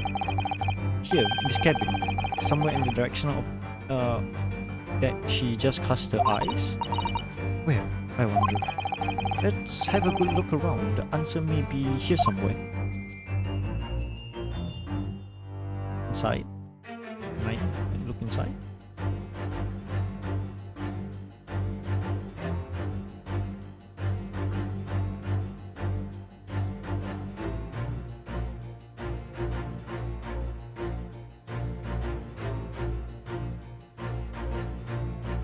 Traveling case maybe? Then this is where Miss Pavlova's hit her friend. That's right, and it wasn't a snake after all. No, it was that little kitten she calls Darka. Not that it's anywhere to be seen now.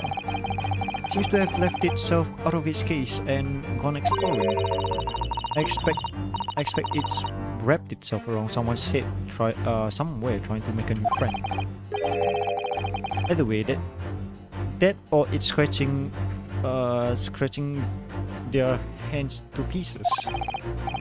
Point is, where has it gone to? Yeah, I can't even see anything. This is the waste paper basket. Perhaps all the first class cabin have them. But Miss Pavlova only started occupying this cabin late last night. Presumably, there's not much rubbish in there yet. Oh, there is a bell. Okay. Oh, What's that? It's a broken piece of glass, isn't it? Yes, it is. And I feel I've seen it somewhere before.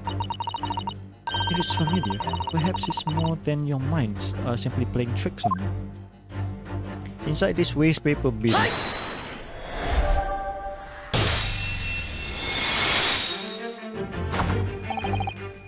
That's right, you hid the evidence that links you to the victim's death in that waste paper basket.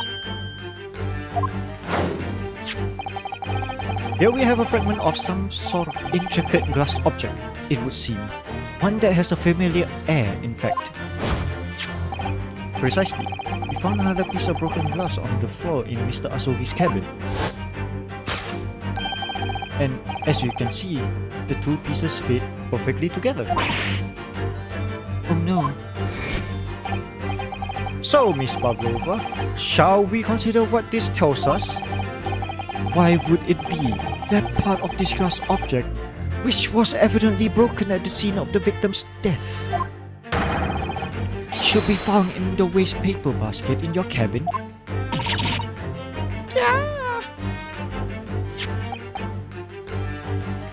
You're well acquainted with this glass bell, are you not? I don't know. I don't know? In that harsh Russian accent of yours? Wouldn't save you this time, dear girl. Why? Because we have conclusive evidence linking you to the bell in question. What?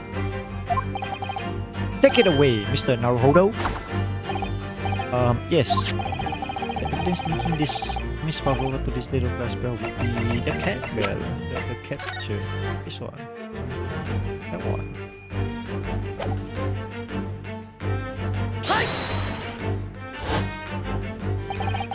If you look at this photograph, you can clearly see, hanging from darkest color, the very glass bell in question.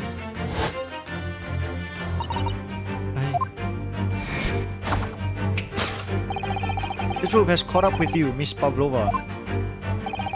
The young man who lost his life last night did so after a truly inauspicious fall. And the cause of that fateful stumble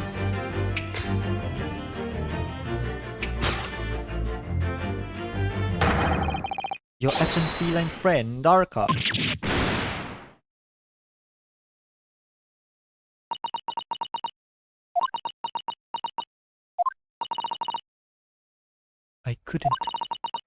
I couldn't tell anyone. I'm sorry. Oh, we solved the case at least. It's quite good.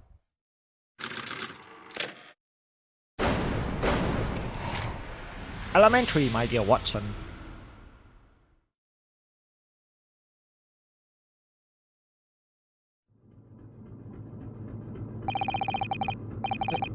Why don't you tell us now, Miss Pavlova?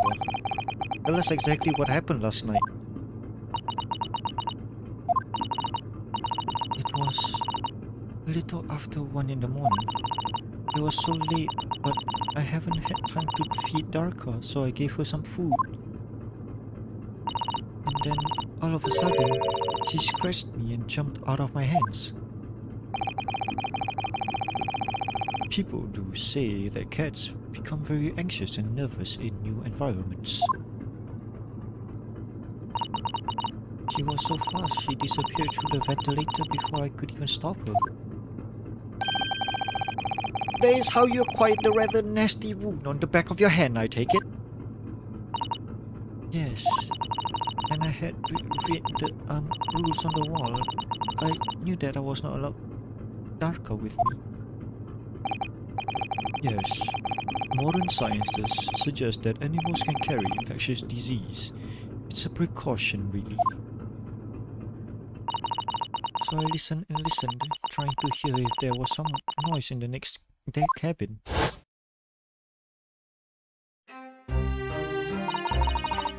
It was very quiet. I was sure if someone was there, he must be sleeping. So at that point, you thought it was safe to lure the kitten back again by dangling the end of the toy through the ventilator and in the adjoining cabin. Naraka always loved this toy, but it didn't work. Nothing worked. I tried using her favorite toy. I tried whistling through her softly, but nothing. She didn't return. So the fake whistling sound Kazuma wrote about in his diary was Miss Pavlova trying to retrieve a pet. Cats has a propensity to remain hidden in the shadows when frightened. Yes, so there was nothing else I could do. I just had to wait until she had calmed down. But then...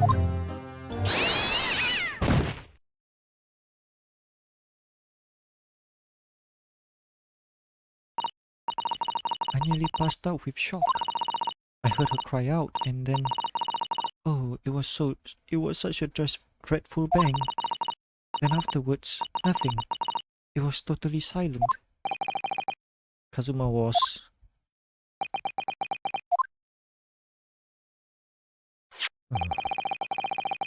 From the appearance of the brown marks on the floor, it seems likely that what you heard was the victim stepping on the glass bell and tripping. The SS Barrier is a large vessel, but even she can pitch and roll violently without warning. If Mr. Asogi was already off balance as a result of the ship's lurching when the kitten got under his feet, the combination of unfortunate factors could easily have caused him to fall over.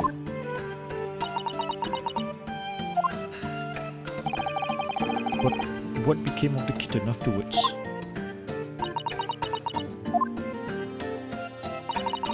In the end, I managed to get her back through the ventilator. Yet Naraka is nowhere to be seen now. Why is that?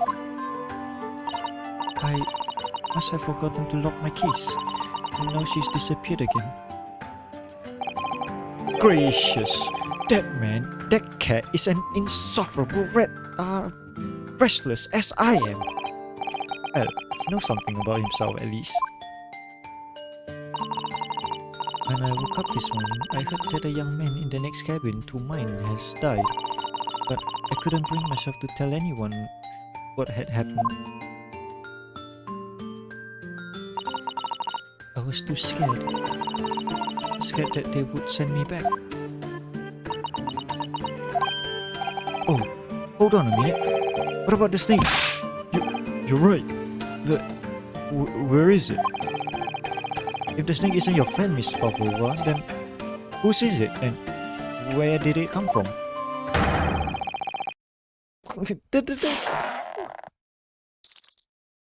What on earth is a dangerous creature doing on board of this ship? Sheep. Oh, I didn't say. Snake is my friend. His name is Pirosko. What? What?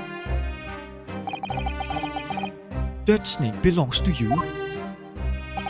He escaped from cage when emergency alarm sounded. I was looking for him. I did not expect him to be in here. Yes. How did a snake get into this cabin? But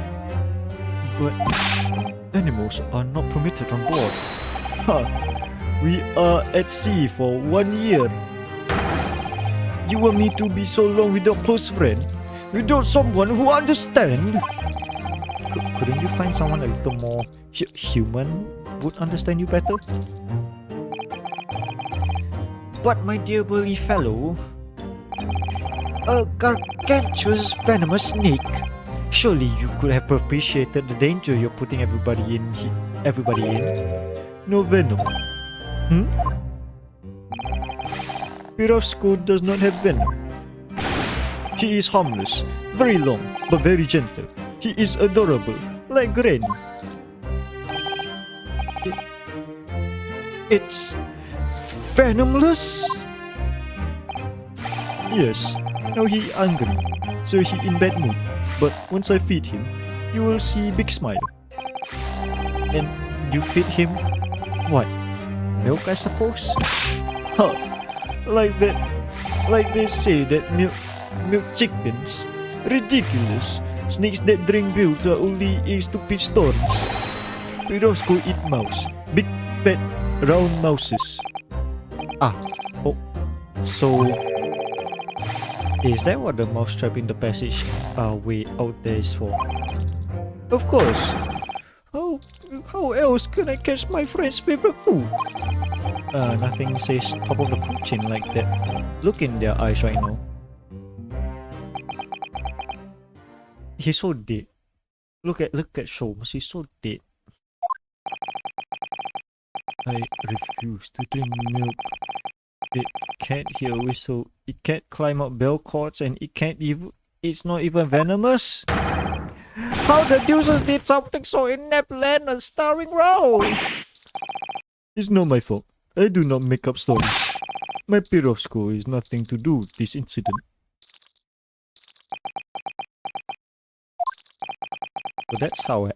So that's how what happened. That's the truth behind my best friend's tragic death.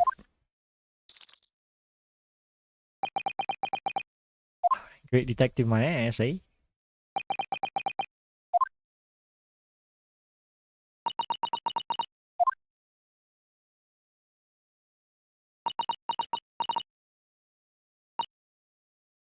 Miss Pavlova. I understand the difficult situation you have found yourself in, and I do sympathize. But please remember this. A young man lost his life. If you're going to attempt to cover up your guilt with lies, then no matter what the circumstances, I cannot forgive you. But what are you talking about, Miss Mikatrova? What lies? Miss Pavlova just confessed everything. It was just a series of unfortunate events, an accident.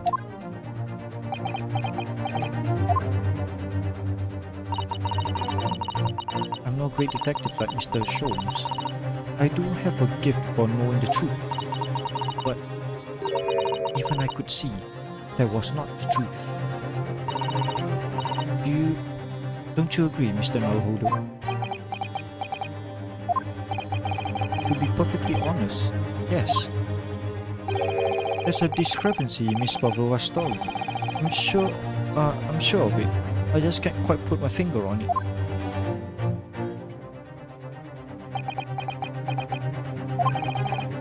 I confess. I was intending to let Scotland Yard deal with any outstanding issues on this matter. Oh?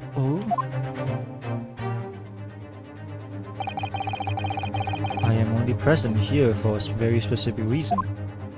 The truth is, you, Naruhodo-san, are simply a distraction. A distraction? I do hope you will not be finding your shackles too uncomfortable. He put my handcuffs back on me.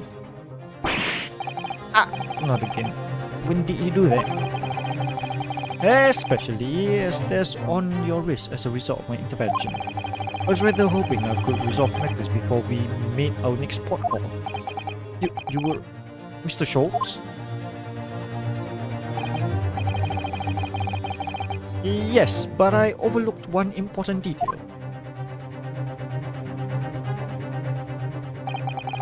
The deceased young man was a very close companion of yours. Was he not? Yes. Kazuma was my closest friend. I owed him my freedom even.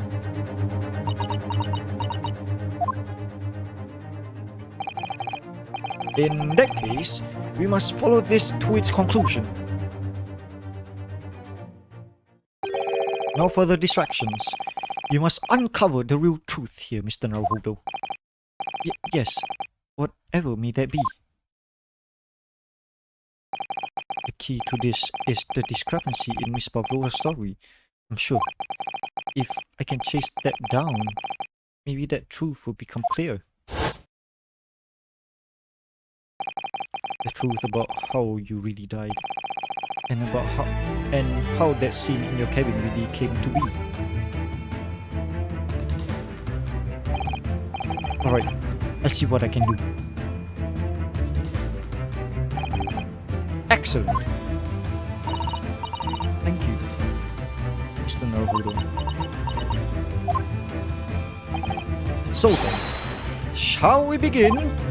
Yes! What will we what should we ponder first? There's the victim who lost his life in the cabin that was bolted shut from the inside. Was this truly an unfortunate accident? Or was it in fact no accident at all? That is what we must establish in the first instance. But we've already established it, haven't we? The man tripped over the kitten and then had climbed into this cabin via the ventilator. Tragic, yes, but still an accident. Wait, let's take a step back.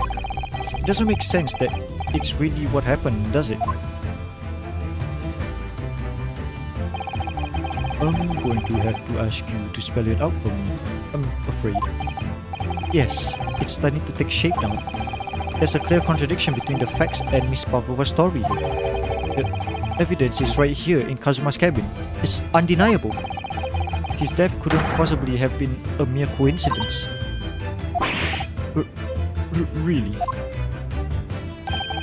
Let us show our hand, Mr. Naruhodo. Time to present the evidence. The evidence that proved unequivocally that the victim's death was no mere accident.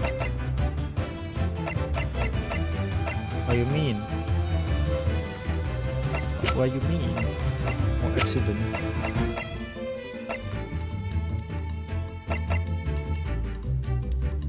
Where was supposed to show?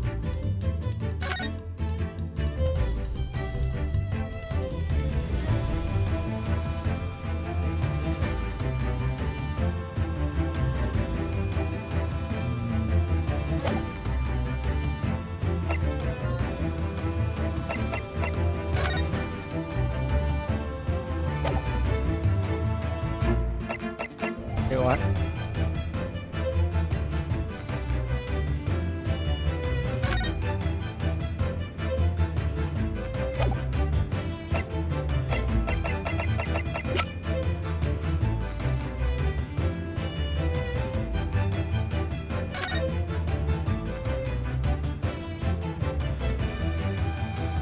So what am I supposed to write?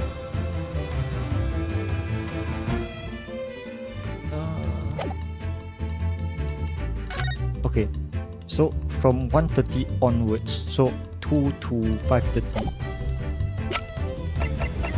to 5:30.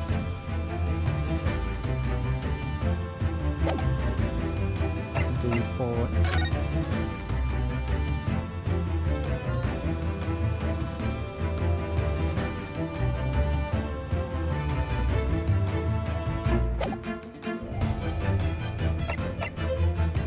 Yes, it says heavy, right?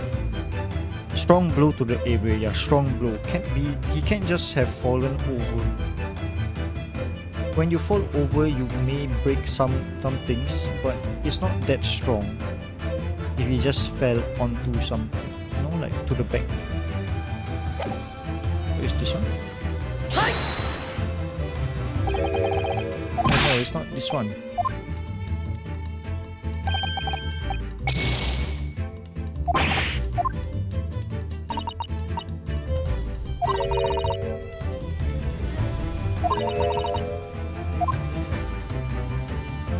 Oh, the bell, maybe.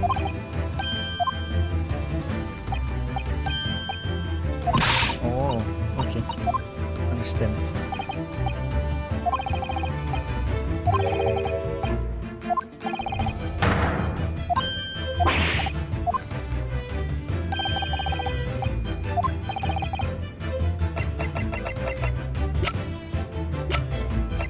Because this shit was okay, something that is missing from the cabin, or something that is found in the cabin that's not supposed to be there, so it should be the bell then. Okay. This piece of broken glass next to the mark on the floor. But That's the glass bell the kitten had around its neck.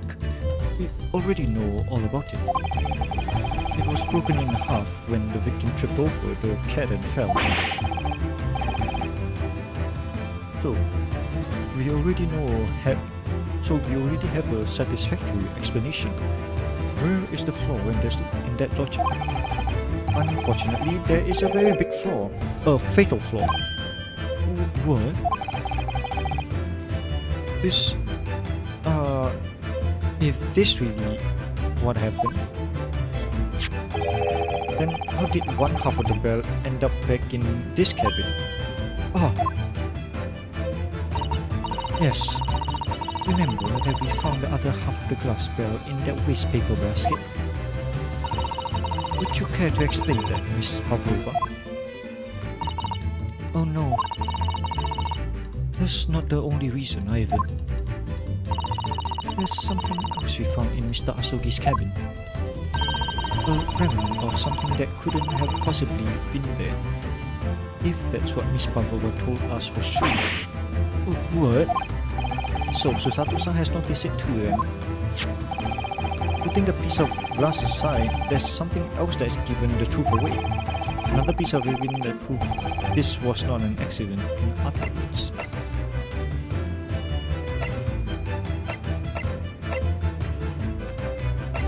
The ink.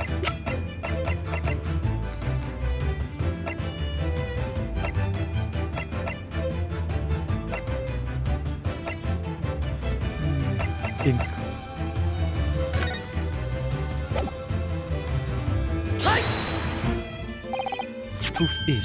The truth is clearly recorded in this photographic print. There's no reason why Mr. Asogi could leave this message on the floor. That script, it's Russian, isn't it? That script, it's Russian, isn't it? Indeed it is! The word written means wardrobe. I see what you mean. Most people would just leave a dying message in their native language. Japanese in that case. But maybe he was studying Russian. This is a simple language. He could have picked it up very fast. That doesn't seem likely. That's actually not the point. It makes no difference whether he knew Russian or not. Sorry? What do you mean?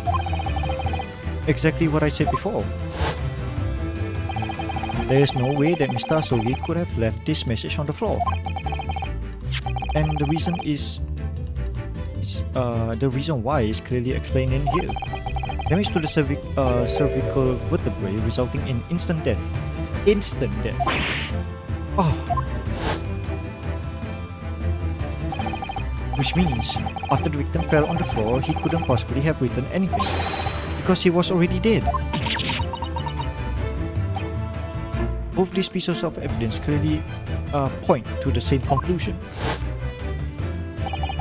That when Mr. Asogi died last night in this cabin, there was someone else in the room. And that same person is deliberately arranging the scene to disguise the truth, in order to cover up their own guilt. Yes, there was someone else present in Mr. Asogi's... You're wasting time! Oh no. Someone else was there. Duh, of course, we all knew this. What are you talking about? Bulkhead was bolted shut from inside. There was no way in or out. Oh, yes. And only other person in cabin was young student died. Was you? Why did you say that? It's true. I was in the cabin when it happened. You were shut in the cabin. You were shut inside the cabin wardrobe, to be precise about the details. But I don't know Russian. There's no way I would have left the message. Not would have. There's no way you could have left that message, to be precise to the details. Would you mind? Forgive me, my dear fellow. As I was saying, the person in question wrote the word wardrobe in Russian on the floor in an attempt to incriminate me for the crime, even though I had been asleep in there the entire time. And then the same person picked up the broken glass bell that had fallen on the floor, for fear of it being an evidence that would show how Mr. Asogi really died. But why wouldn't this person have taken all the pieces of the bell anyways? Leaving half behind was already going to raise questions. Yes, well, it was past 1 o'clock in the early hours of the morning. The cabin would have been quite dark. A single small lamp suspended from the ceiling would barely have cast any light on the floor there. Little wonder when the victims failed to notice a fragment of that tiny item. You all suspect me, don't you?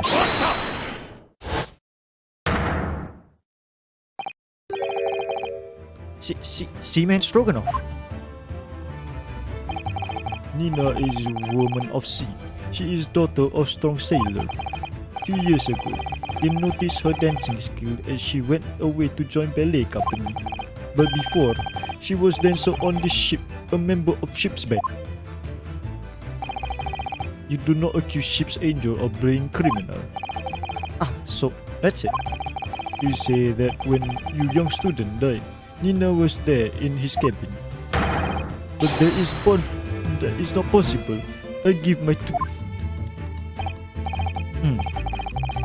Well, this is all more interesting.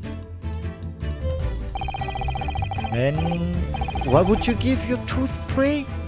How can you be so sure? You are a great detective. You should know. Look truth in eye. Cabin bulkhead was bolted shut from inside. Nobody could be in cabin. Not Nina. Not anyone. Or you won't tell me that killer can walk through locked doors? Yeah, it's impossible. He's right. But wait, I've read about this in detective stories. People often tie threads around door latches so that they can open and close them from the outside. Thread? Are you stupid? These bulkhead doors are not barn doors. Certainly not. They are watertight doors, and one would expect to find on any modern steamship. Constructed of heavy-duty steel with no gap inside, no thread or needles or magnets could have been used. No, of course not. I thought so too. But Mr. Naruhodo suggested it earlier, so... Susato-san, how could you sieve it onto me like that? So, Seaman Stroganoff has a valid point. The cabin door couldn't have been bolted shut from the outside. Not necessarily. What? I put it that you're not... I put it to you that I could bolt this cabin door without laying a finger on it. And in that very cabin, we could see the traces of the methods I have in mind having been used before. I don't believe it. Well, Mr. Naruhodo, I believe you know what I mean, don't you? A way to shut the bolt of the cabin door from the outside? One way does spring to mind, yes. Do you really know what Mr. Sholmes means, Mr. Naruhodo? Yes, and so should you, because we've seen it happen. Indeed we have, so would you care to do the honors, Mr. Naruhodo?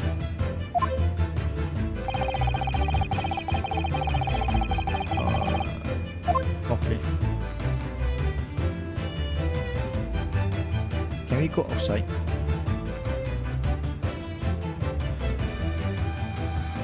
Oh, the telltale sign. So it's this one.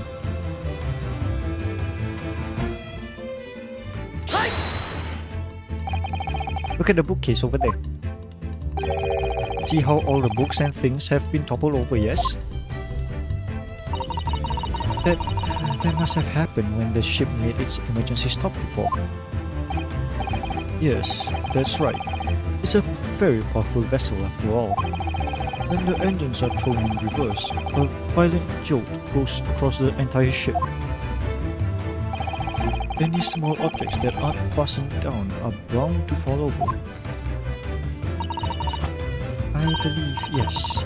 It's what's known as the force of inertia acting on the objects. Is there nothing Susato-san doesn't know? Or that isn't in her book list? Well, whatever it's called, the same force that pushed over those books on the bookcase also made something else in the cabin move. The bolt on the cabin door. It was very obvious just after the emergency stop that the ship made earlier. We had come into this cabin not long before and we haven't bolted the doors. But then...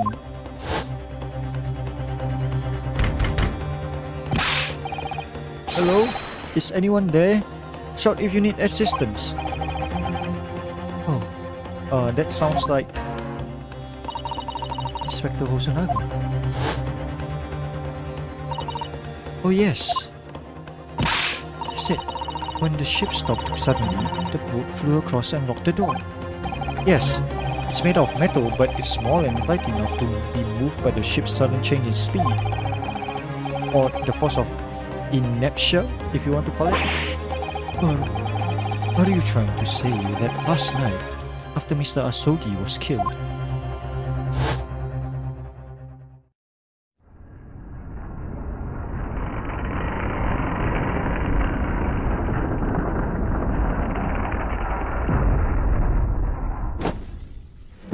wow, that's simple, eh? The SS Barrier made another emergency stop. When I woke up this morning and looked around the cabin, I thought it looked a little odd. All the books on the shelves had toppled over and all the ornaments. It was almost as if someone had run their hands across the shelf and deliberately knocked everything over. Oh yes, I remember that. And I stood them all up again, didn't I? Then, when we came into this cabin, we were surprised to see the same thing in here too. All the books and everything had toppled over, just like in Mr. Asogi's cabin. Oh my. Do you have anything to say about this, Miss Pavlova? Are you out of your mind? You say Barrier made emergency stop? It does seem a little far-fetched. How could that possibly have happened?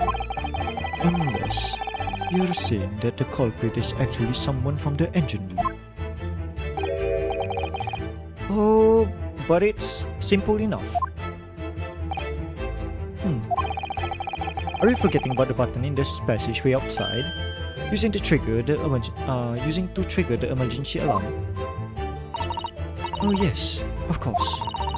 There was a notice, wasn't there, telling you to only press the button in times of emergency. On dark nights when the fog is dense, the captain cannot afford to rely on his eyes of his lookouts alone. Hence the placement of a number of buttons around the vessel to allow any crewman to raise the alarm.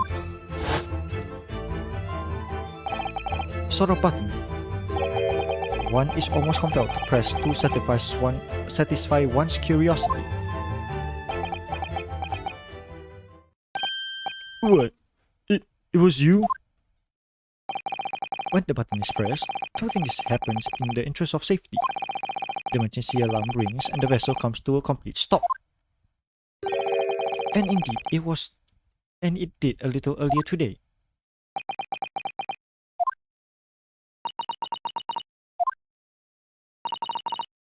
Mr. Sholmes, surely it wasn't you who...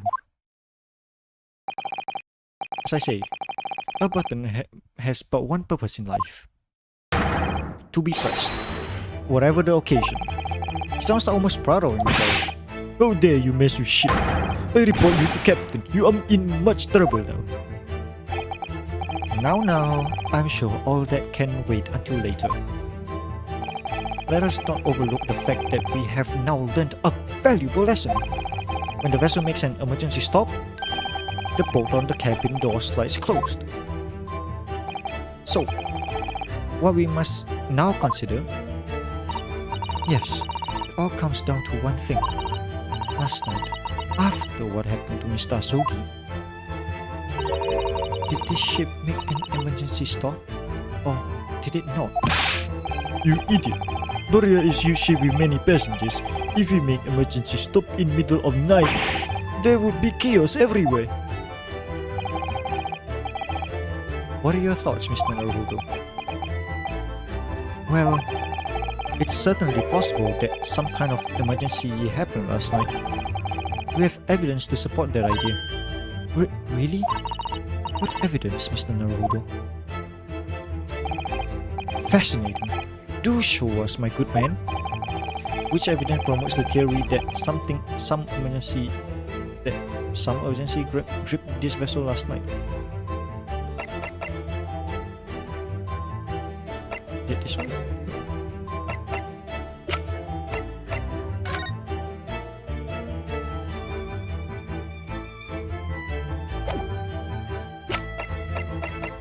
Did this one? No, fine. Or place.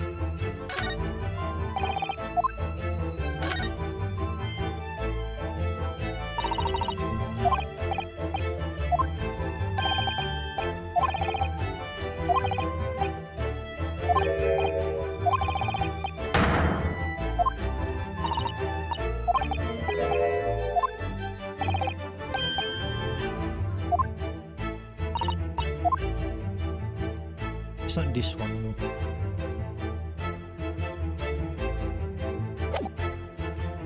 I think it's the ship's log.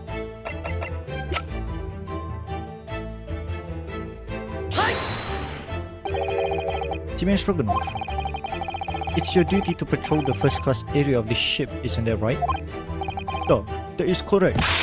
Why? And the ship's log's here. This would be where you record the details of your duties? What are you trying to do with that? That is mine. Ah, you rather carelessly left it atop the little makeshift bureau in the passageway out there. But as responsible passengers, we take it into our care with a mind to return it to you later. I left it there on purpose. The point is, looking at what you usually record, it's clearly that under normal circumstances you write the phrasing "nothing to report" every 30 minutes. But from 2 o'clock last night until first light this morning, nothing was recorded at all. Nothing was recorded in the logs. That is... because nothing happened. But if nothing happened, wouldn't you write "nothing to report," wouldn't you?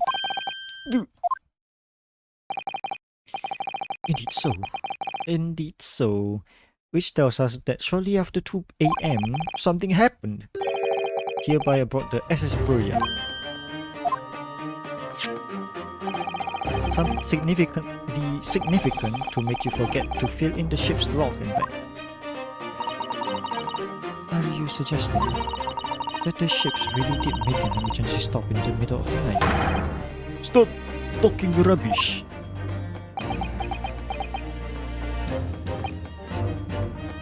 I'm perfectly honest. I'll find that a little hard to believe myself. Oh, why? Well, because if something as major as an emergency stop really did happen, surely all of us would have noticed. That's very true. Thanks to the emergency stop we experienced earlier, we all know what it feels like now. The ship lurched so violently and the alarm bell would have been so loud. I can't imagine that anyone would be sleeping through that, even if it happens in the dead of night. Well, no, that's a good point.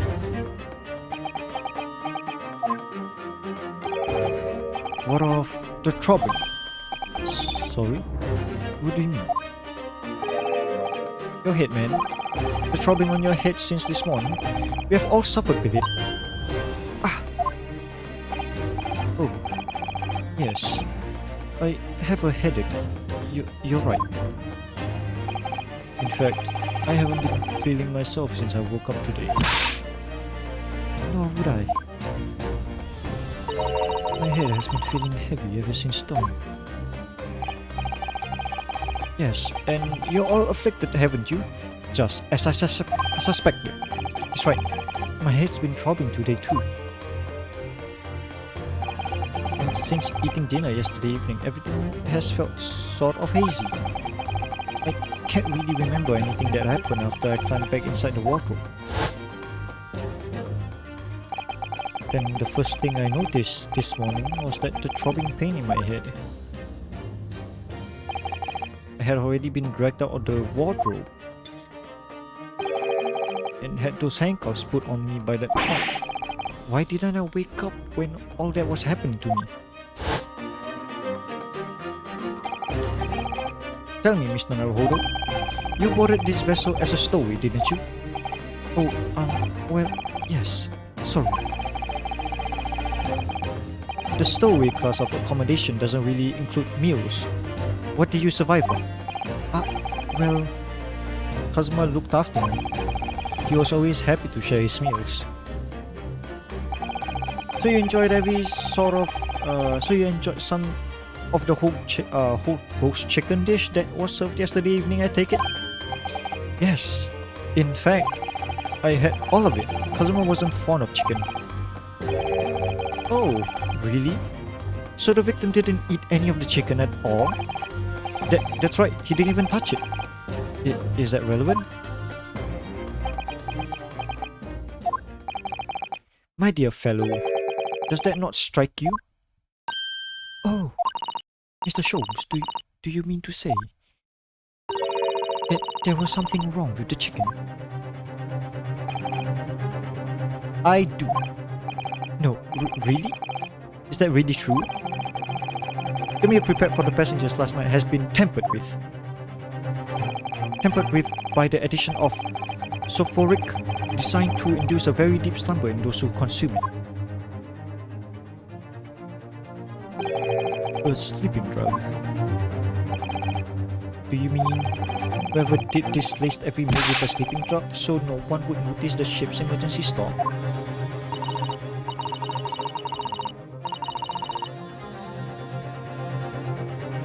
Mr. Naruhodo, of course that's not what Mr. Sholmes meant. What a far-fetched idea.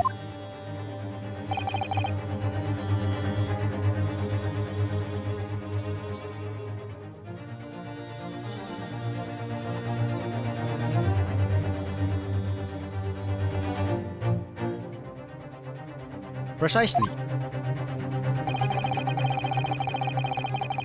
Lacing every meal of every passenger on board with a sulfuric drug would certainly be impossible, unless, that is, every single member of the crew was a conspirator. What? Mr. Sholmes? Well, Seaman.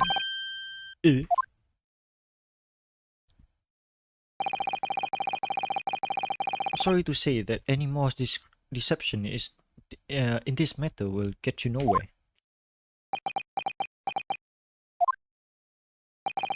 If you refuse to talk, there would be an inquiry made through the shipping company, of course.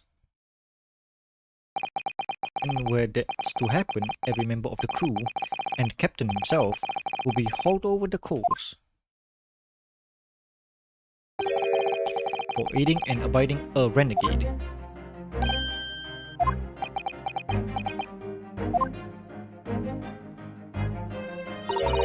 Please, no more. I will tell you everything.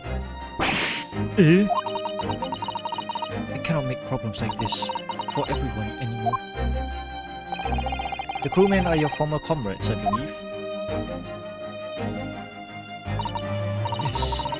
So when I decided to run away, I asked them to help me. We all agreed to help, everyone together. She threw away everything. Her fame in the ballet, Mother Russia. We wanted to help our angel. I don't believe it.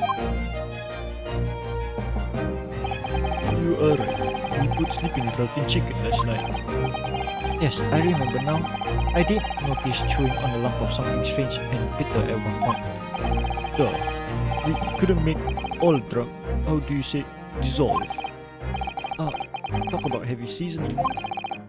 At midnight in waters near Shanghai, we brought our angel on board. She was helped by comrade on shores with small fishing boat. While all the passengers of the SS Berea slept soundly, thanks to the utmost magical effect of the slumber-induced potion your evening meals had contained. So, if that's what happened, the only person awake on the ship last night were the crew, people who disliked chicken, and the newly boarded passenger, Miss Pavlova. And that means it would have been possible for you. You could have used the emergency stop trick to lock Kazuma's cabin.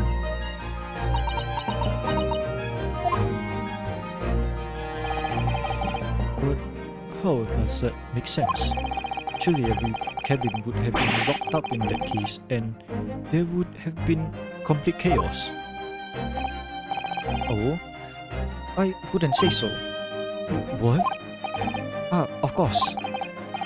Just like us, all the passengers who have eaten their evening meals of chicken in their cabin, after which they would have been overwhelmed by tiredness because of the sleeping drug. Quite, and accordingly, all passengers were already in their cabin for the night. Yes. The overwhelming majority of the passengers would habitually sleep with their cabin doors bolted anyways, and no one of them would have found it remarkable to find the door locked in the morning. In summary, in order to fasten the bolt of a single cabin door on the ship, the culprit brought the entire vessel to an emergency stop in the early hours of the morning.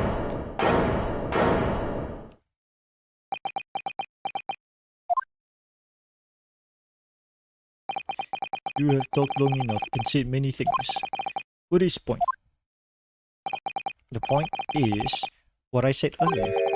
There was someone else present at the scene when the victim lost his life last night. Someone who left a message in Russian on the floor in an attempt to incriminate another. Someone who tried desperately to hide the broken fragment of glass that would reveal the culprit's identity.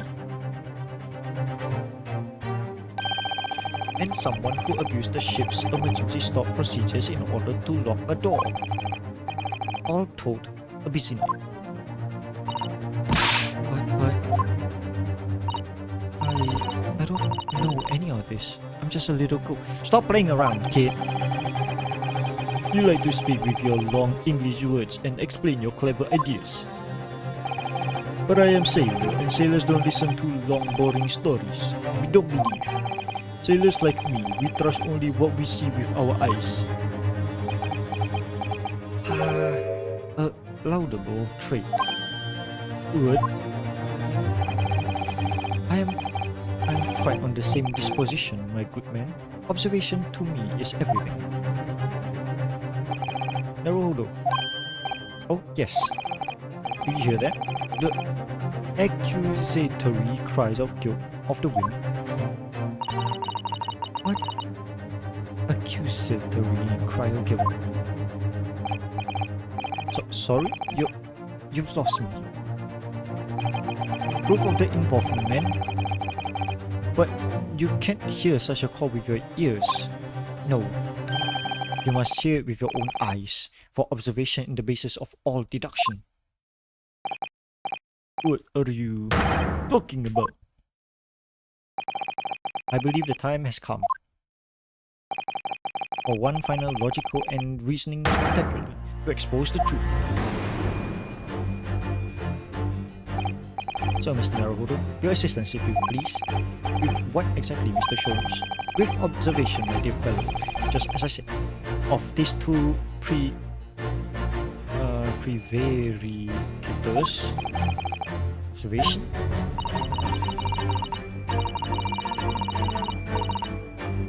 If you remember, Mr. Naruhodo, We know that someone tried to fabricate evidence, don't you? Like tampering with the scene of Mr. Asogi's death. What we're looking for is some trace of evidence that one of these two was there when it happened. Precisely. You're delightfully quick to grasp my meaning. Alright, I see what I can do. So, we're looking for a trace of evidence that shows someone else was there last night when Kazuma died. So, one final. Aha, it's you! Oh, look at this. Some kind of stain in an unusual place. Yes, you're right. It looks like ink, if I'm not mistaken. Ink. And look at the color too. It's clear where it's from. It's you, bitch! It's you! It's you! It's you!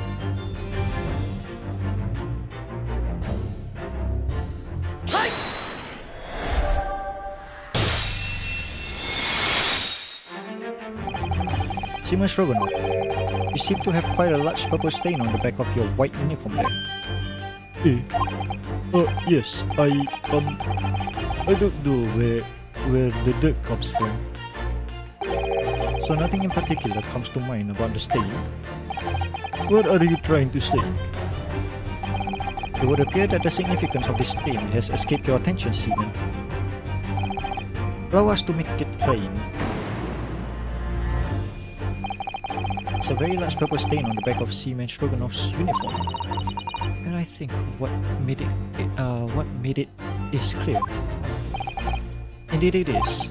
So, Mr. Naruhodo, present the evidence that proves it. My pleasure.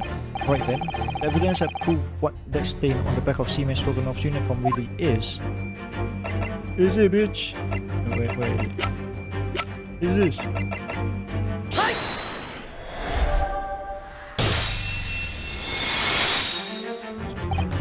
Yes, it's this photograph and the ink it shows. That's what caused the stain on your uniform. Ink? A rather unusual color of ink. Purple. Oh! Ah, the penny drops at last. Now you see the significance. The Russian word on the floor next to the victim's body was written in purple ink. And the stain on the back of your uniform is the ink of the exact same color.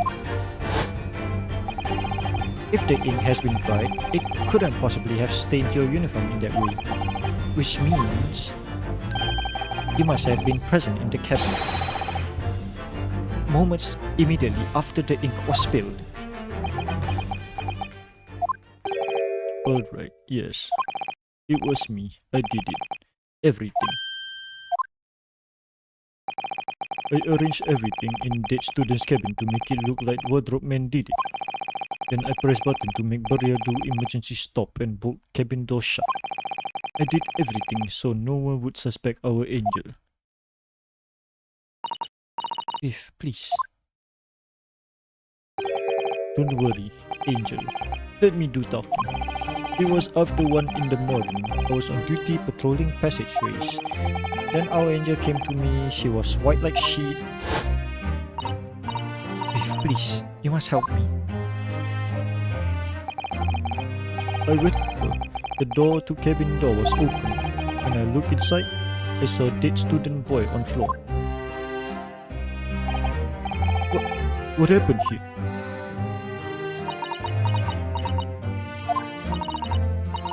Please don't tell anyone. My little one, my little furry friend. Everything that happened in cabin in like Angel told me. The kitten escaped through ventilator into Mr. Asogi's cabin. Then he tripped over it and broke his neck when he fell to the floor. Yes, that's right. So, after the incident when the cat ran away, Miss Pavlova then visited the cabin next to hers, only to find its occupant lying lifeless on the floor. She said she was worried when she heard sound of something falling on floor. That's when she went to look. No, Angel.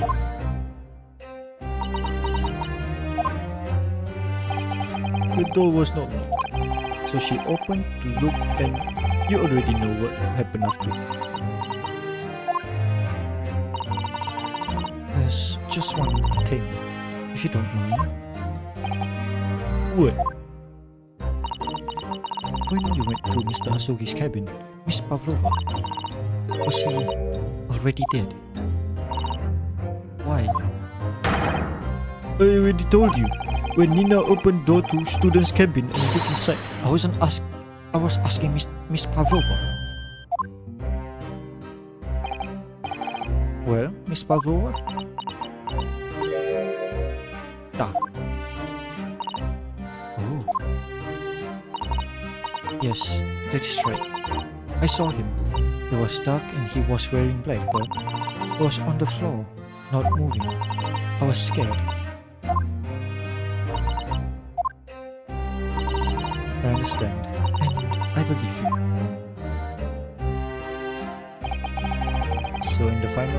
So is that finally it now? Have we discovered the real truth about Kazuma's death at last? Ah, something's very nearly slipped in my mind. Oh, Mr. Sholmes? This photograph. Yes, I took it myself, you know. The cause of death was a broken neck, therefore the victim died instantly.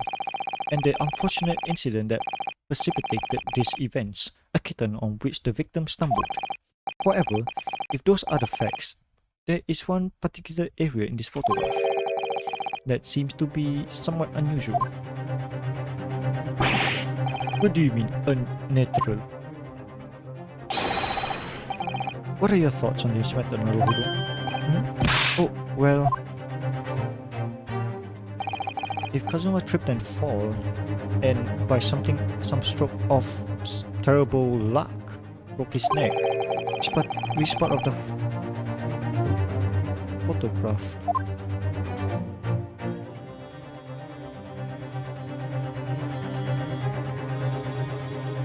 What?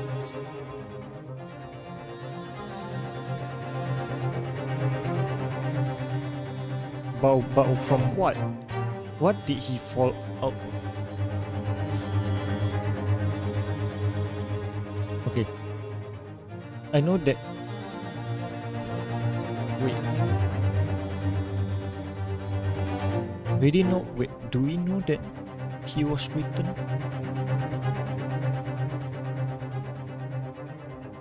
But what did he trip on upon?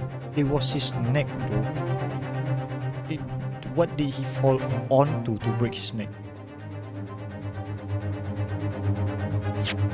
Is it something? Damage to the cervical resulting in instant death. The victim's neck was almost certainly broken as a result of a strong blow to the area. No obvious. Yeah, but where? Where is it?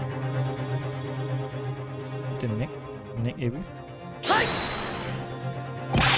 Must be here, surely. Allow me to offer you a piece of advice regarding the pursuit of detection, my dear fellow. When nothing a crucial point, it has to be kept. Okay. Door open. And could be equally helpful to use them. Sorry? Oh, try that. I think it's plain what Mr. Sholmes means by unnatural, isn't it? The word written in a foreign language under his finger. Oh. That particularly crass detail was orchestrated by the culprit. No, I mean to identify another point. Imagine, if you will, losing your footing yourself.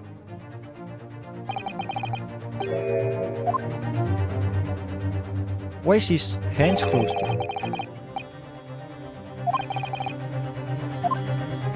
Oh, so it's his hand.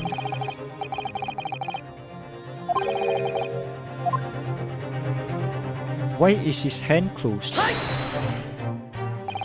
Alright, if he really fell due to an unfortunate accident, then his face does not seem quite right. The exact same thought occurred to me. In a fall, one's instinct is to open the palms flat. And yet, here we see the victim with his left hand tightly balled in a fist. Almost, as you might say, as though he was gripping something. What do you mean? Simply that I took the liberty of investigating the victim's fist a short while ago. You did? And what, pray, do you imagine I found in there, my dear fellow? Mr. Show us. Show us, please. Well, of course, my dear madam. Would I keep you in suspense? This is what I found. Oh, a crescent moon with a little gemstone in the middle. Yes, you're right. A crescent moon. It's very pretty, but what does it tell us? Tells us nothing. I'm not sure. That crescent moon looks familiar somehow. I'm sure I've seen it before. Observation, Mr. Naruhodo, that is the key. What? The truth is now tantalizingly close. How did the crescent moon come to be in Kazuma's clenched fist? This is the final clue, the last piece of the puzzle. Ask yourself, what does this little crescent moon mean? What significance has it? And observe, find the answer with your own eyes. Surprise!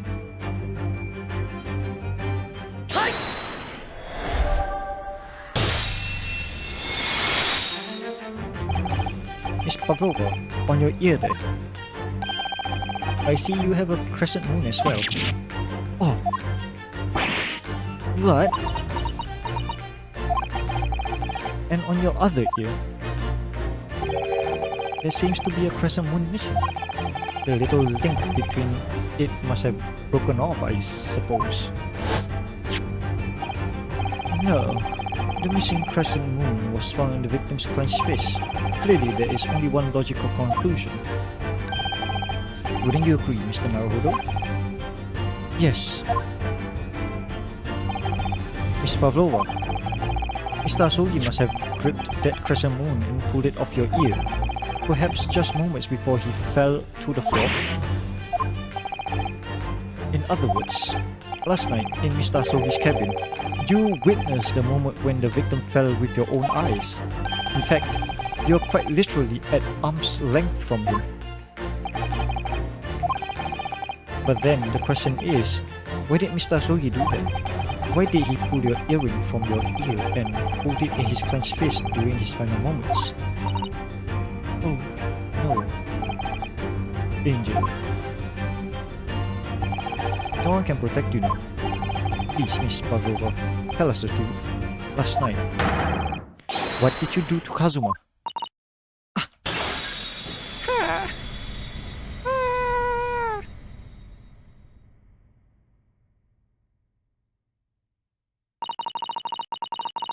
When I think about everything that happened yesterday, it was too much. Running away, a fishing boat in the middle of the night, trying to climb onto this huge ship. And then, when I was at last in this cabin and I could relax after this horrible long day. Arka, wait!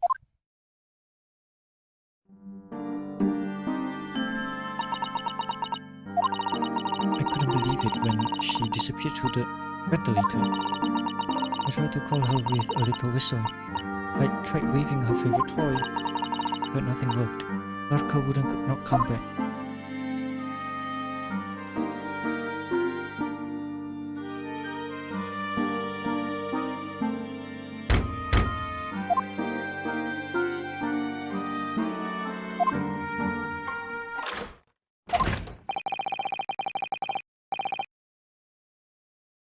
Why are you doing here at this time of night, Inspector?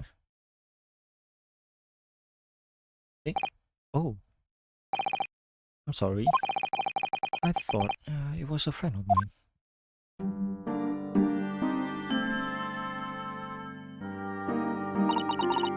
Came in from your country. He was very polite and kind. He helped me to find Darka, and he promised not to tell anyone. But then, when I had my friend in my arms again, and I was going to leave this man's cabin. Just a moment, sorry, but... Oh, yes. I'm sure I know your face. I've seen you somewhere before. Ah, of course. You're Nikolina Pavlova. Aren't you? The Russian ballerina? Huh? No, I don't know that name. My heart nearly stopped when he said that. He knew who I was. Could this man from another land in a faraway east know a Russian ballerina? Yes, I saw your performance in Japan. The beauty of the ballet made a deep impression on me. But what are you doing on this ship? I'm sure I read that your ballet company was performing in Shanghai at the moment. I couldn't fool him. I have to tell him the truth and hope he doesn't tell anyone. I have no other choice. I see. So you've run away. Please keep my secret. Don't tell anyone. Give me a moment. I could use another. He's gonna pull the cord. He's gonna tell the captain. But did I think I could trust him? She overreacted. Then it happened, everything at once. It was only a second, but it felt like forever. Wait! I shouted, and then Turka jumped out of my arms and down to the young man's feet. And as he turned around to look at me,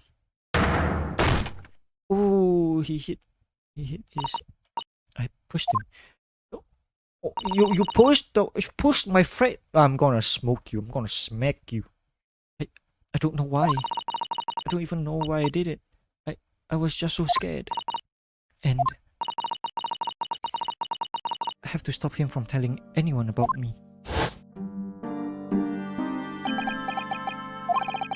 And that's when you went to fetch help from Seaman Stroganoff, who was on duty out in the passageway? I heard Nina cry out and thud on the floor, so I ran to her. She was standing at cabin door, shaking like leaf. She looked at me and said, "Help me, Biff. If they find out, I will be... Please, I have nowhere to go."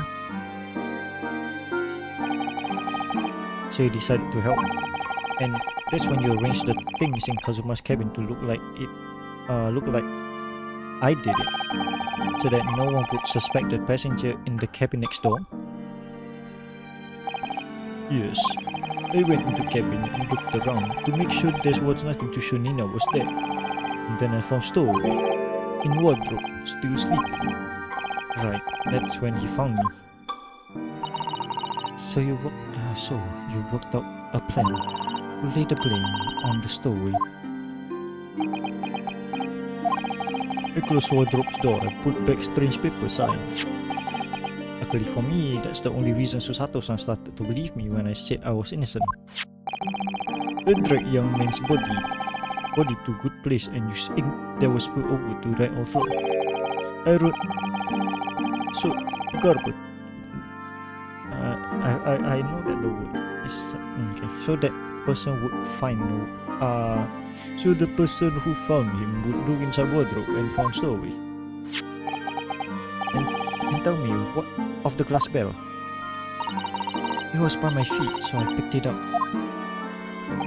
I see. But it was dark in the cabin. I didn't notice the other half. Then Angel went back to her cabin and I finished the job. By pressing the emergency button in the passageway?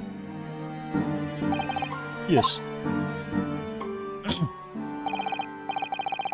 Accordingly, the SS Boya did indeed come to an emergency halt at a little after 2 a.m., thus enticing the bolt on the cabin door to slide shut, creating the locked room mystery.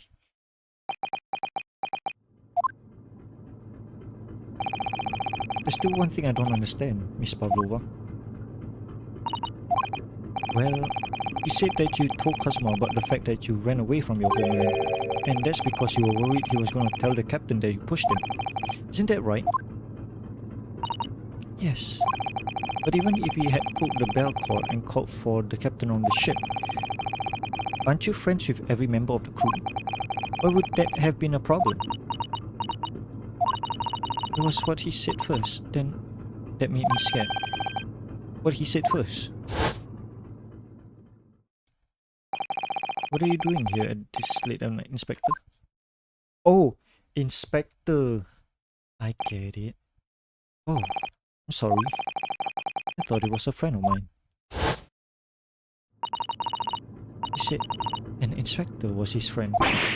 Ah, yes, meaning me. Who was supposed to be acting as his bodyguard? I thought that if police know about me, then they would arrest me. So before he could pull the bell cord, I... May I stop you at a moment, please, Miss Pavlova? It just doesn't make sense to me.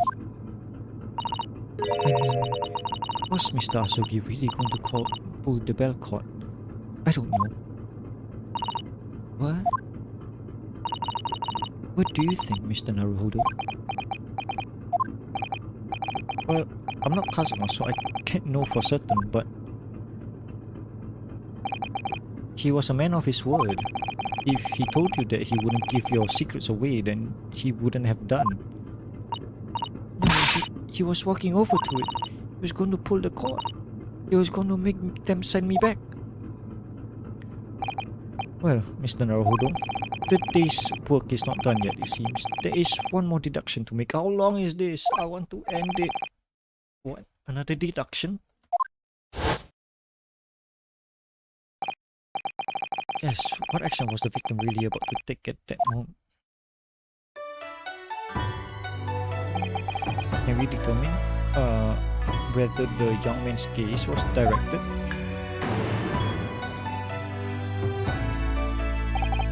First, considering the victim's location within his cabin, that's easy. I remember every detail in the room. I mean, yes, I spent quite a lot of time in the wardrobe, but still, that cabin has been my home for this entire voyage. So this is how the cabin looked like last night when Miss Pavlova visited Kazuma-sama. Yes, it's exactly how it was. Are you ready then, Mr. Naruhodo? Yes.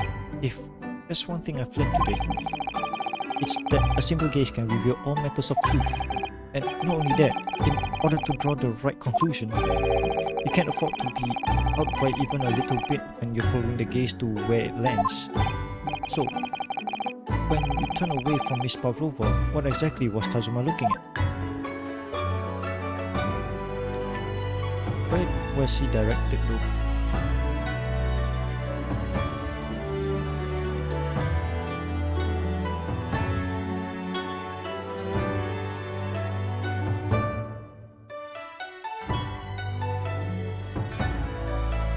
The wardrobe? The wardrobe. My wardrobe. I was there the entire time sleeping soundly, too soundly. Only I haven't eaten that chicken that was laced with drugs. So he was looking at the wardrobe. Hello, Arvin. We finally found the person who killed our friend. We thought it was a cat, but it wasn't a cat. It was this girl right here. This girl killed our friend, cold-blooded. Pushed him onto a piece of the bed frame, snapped his neck, and made it look like he killed himself. Pretty disgusting. How are you? How's your day so far? Considering everything that happened last night, suddenly it may have looked as though Kazuma was going to ring the bell cord. Yes, however, what is directly beside the bell cord? The wardrobe. The wardrobe. And more importantly, what was inside the wardrobe? The man's great friend, sleeping soundly. Ah! Miss Pavlova, please, think back very carefully. What were Mr. Asogi's exact words last night? Give me a moment. I could use another opinion here. another opinion. Yes, but not from a member of the crew. No, Mr. Asogi intended to consult his close friend on the matter, to see if, between them, they might be able to help in some way, no doubt. Oh, no. Silently. Can't know the truth for certain now. It's too late for that. But I wish we had made sure of what Mr. Asogi was looking at. Things may have ended very differently if you had.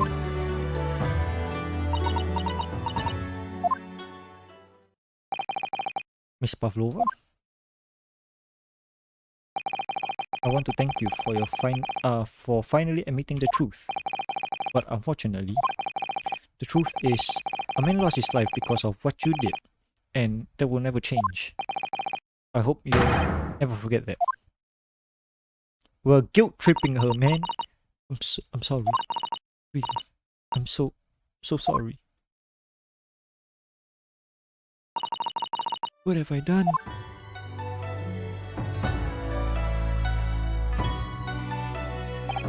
And so, at long last, the mystery surrounding the tragic accident on the SS Boreal was finally laid to rest. Yay! This is where your first-class cabin passageway. What will happen to Miss Pavlova now? Once we reach Great Britain, she'll be handed over to the Great British Police at Scotland Yard. What about the fact that she ran away from Russia? Won't the Russians try to repatriate?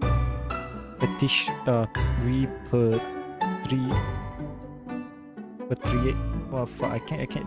How do you say that? Repatriate her. Oh, fuck me. Apparently, the English detective can speak to the immigration officer and sort all that out. Mr. Sholmes can do that?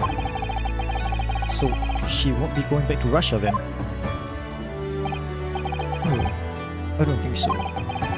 Even if she wanted to return in the future, I doubt she'll be able to.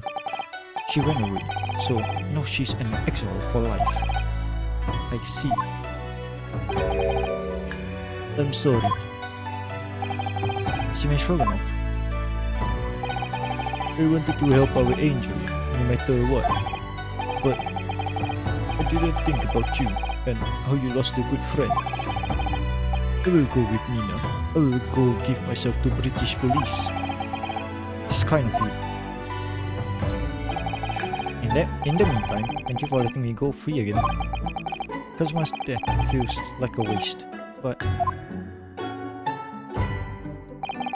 well, do what you can for Miss Pavlova, won't you? Duh. Well, I'm afraid you need to pack now. We're due to arrive in Hong Kong tomorrow. As much as it pains me, I'm going to hand you over to the council to arrange your passage back to Japan.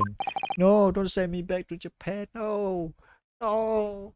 I want to see England, man. I want to see London. I want to see Wales. Manchester. I don't know a lot about. I did stow away after all. I couldn't really expect anything different. So, you should get back to your cabin now.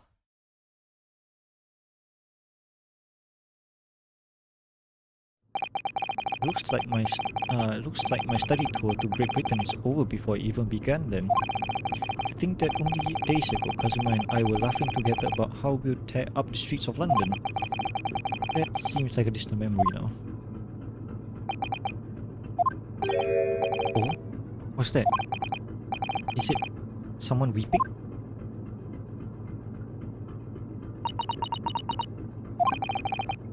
Sato-san?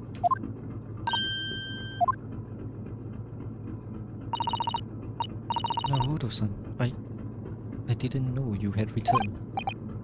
Oh, well, I haven't been back long.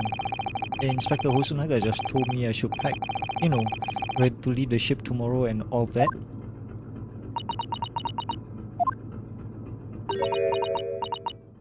Oh, look at her. Her eyes are watering. I still can't believe this has happened. I can't believe someone's life could be over just like that. Susato-san?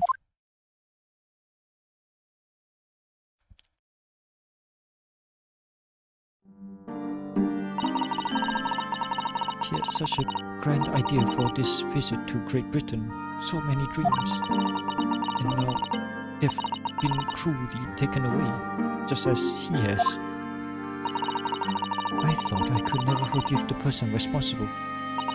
But now we know the truth. That it was just an accident. Just a silly series of mishaps. It's too much, Naruhodo-san. It's just too much. Yes, I know. I wish there was something I could say. Oh no, shit, wrong person. Wrong voice. Inspector.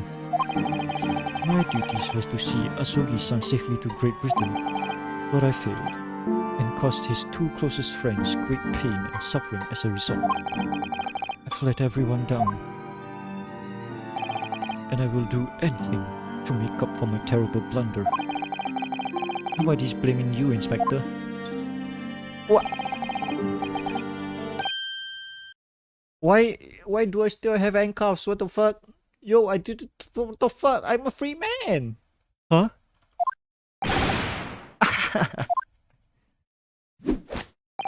Surprised, Mr. Naruhodo. What's the meaning of this? Oh, a trifling matter. Simply that, in my head, I think I shall always picture you wearing those shackles. Without them, the balance system seems all wrong. It's distracting. Sorry? So I decided to restore them. For old time's sake, shall we say, you are a stowaway after all. Do you think this is funny? Yeesh. Mr. Sholmes. I do appreciate all your assistance. I would like to thank you from the bottom of my heart. Not at all, not at all. And though it's a little late, may I offer my sincere condolences. The loss of your companion is truly heart-rending. I hope that you will be able to fulfill some of his aspiration in his honor. I'm afraid that wouldn't be possible. We shall be disembarking at the next port in Hong Kong. We have to return to Japan and make a full report about everything that's happened. What? Wait a minute. It's just me that has to go back, isn't it? I mean, I was the stowaway.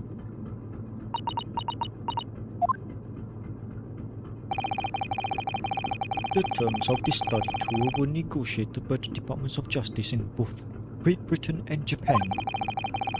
It was to be one lawyer and one assistant.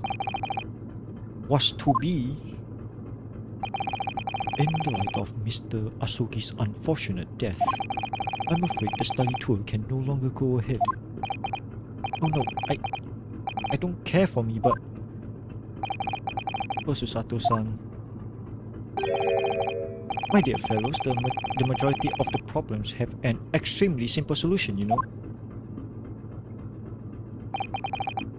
All you require is one lawyer and the study tour can continue surely. But there's no one else with the necessary qualifications, Mr. Sholmes. We know of no other lawyer. Well, I'm a lawyer. I defended myself in a court of law in Japan, but I still did it. Qualifications, you say? Any qualifications obtained in your own country will be of little value in Great Britain, I'm afraid. Oh, but anyways, the voyage to London still promises a good month of time.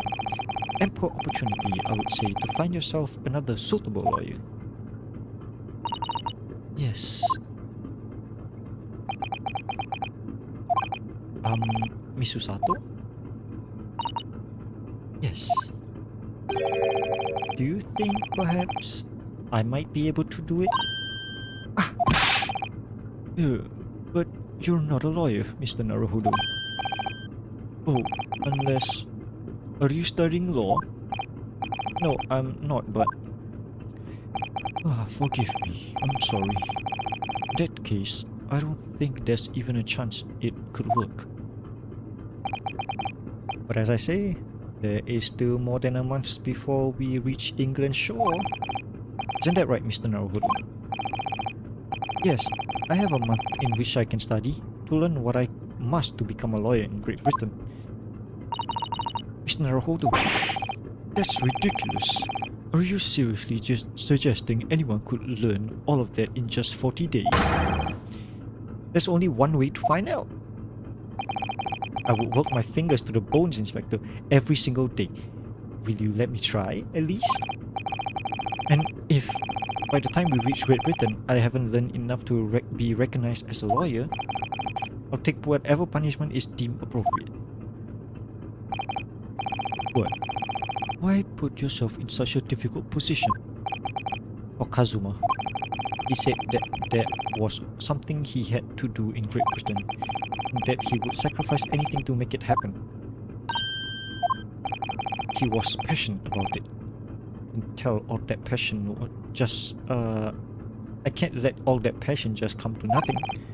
And anyways, it's for my own belief too. I will become a lawyer. I have to. What do you say, Miss Usato?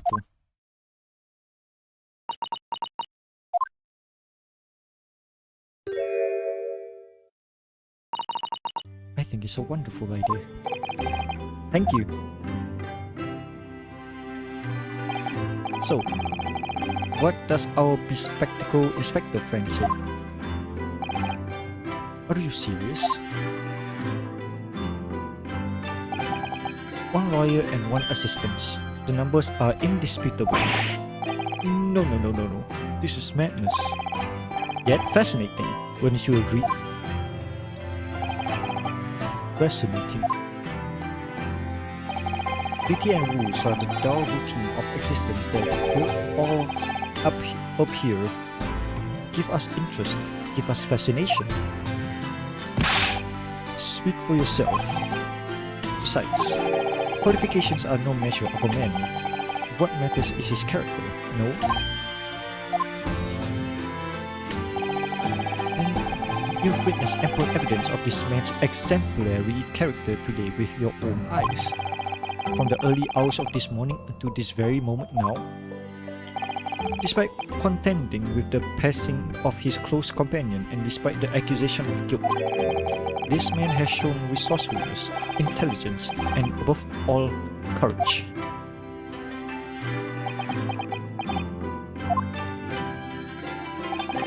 Very well. I'll think of a clever way to word my report to the Department of Justice. Inspector! After all, I did just make a promise, didn't I? I said that I'll do anything at all to make up for my shortcomings here. Oh, thank you, Inspector. If you'll excuse me, I must pay a visit to the captain's quarters, I think. I need to discuss what to do next and how best to make money.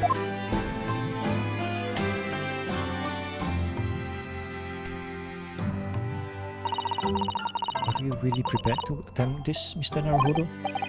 Yes, I'm going to try. I wonder, would you consider teaching me what I need to know? Everything about being a lawyer?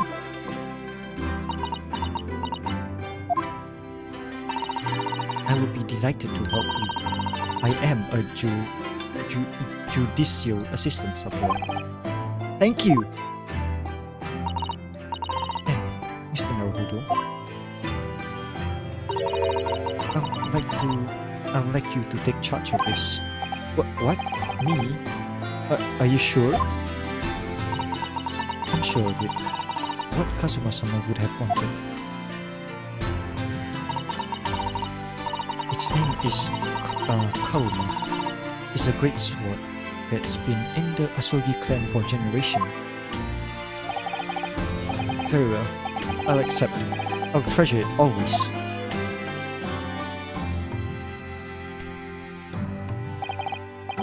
So then, Miss Susato, it seems we'll be working together for some time to come yet.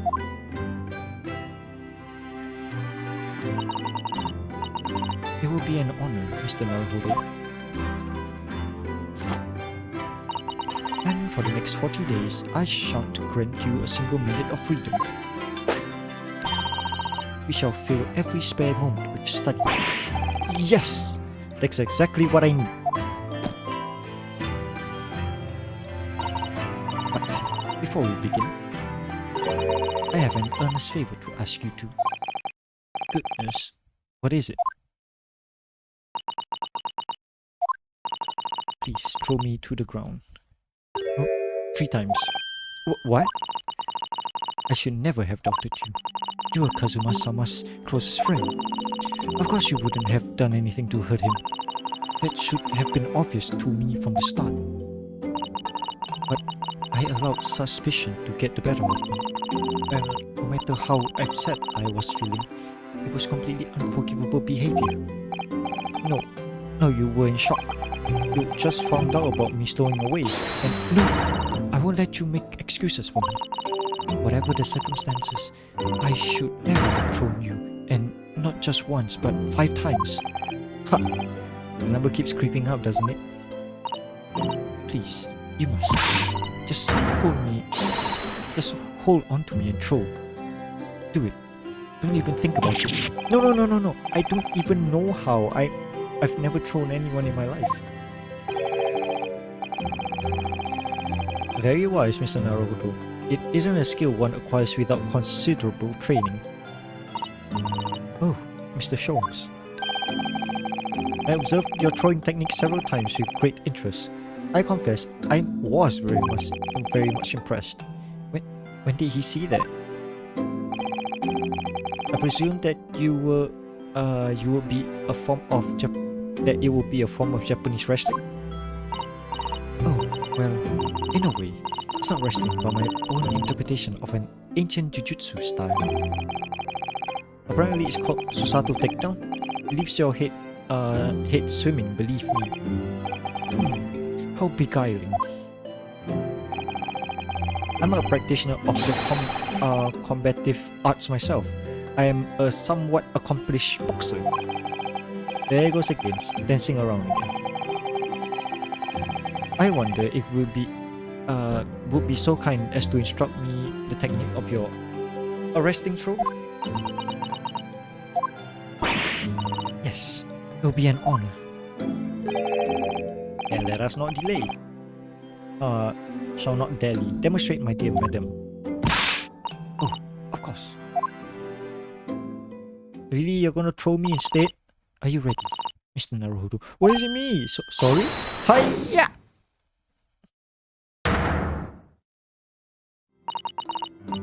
As you can see, you throw from the abdomen. Ah yes, arresting indeed. And that is what you term the Susato takedown, is it? Actually, no. That was a Susato squash.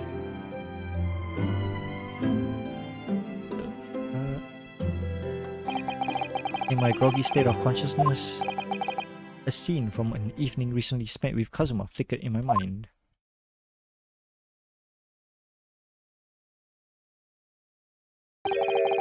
Karuma. That's right. It's a prized sword that has been passed down through generations of the Asogi clan. I can't believe you managed to get permission to bring it with you. I mean, taking a katana on a study tour is more than a little irregular, surely.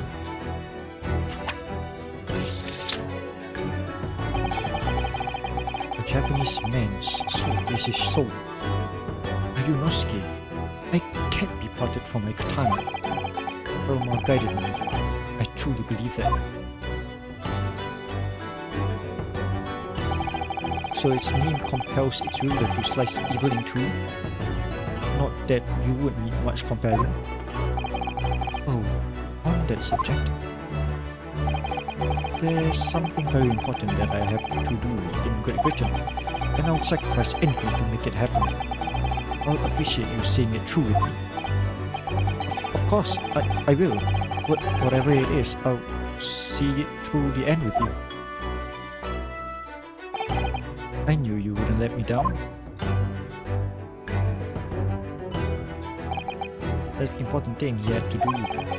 Still don't know what that was. Making me a lawyer?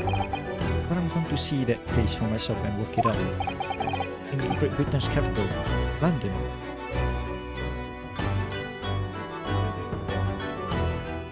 Yay, we did it.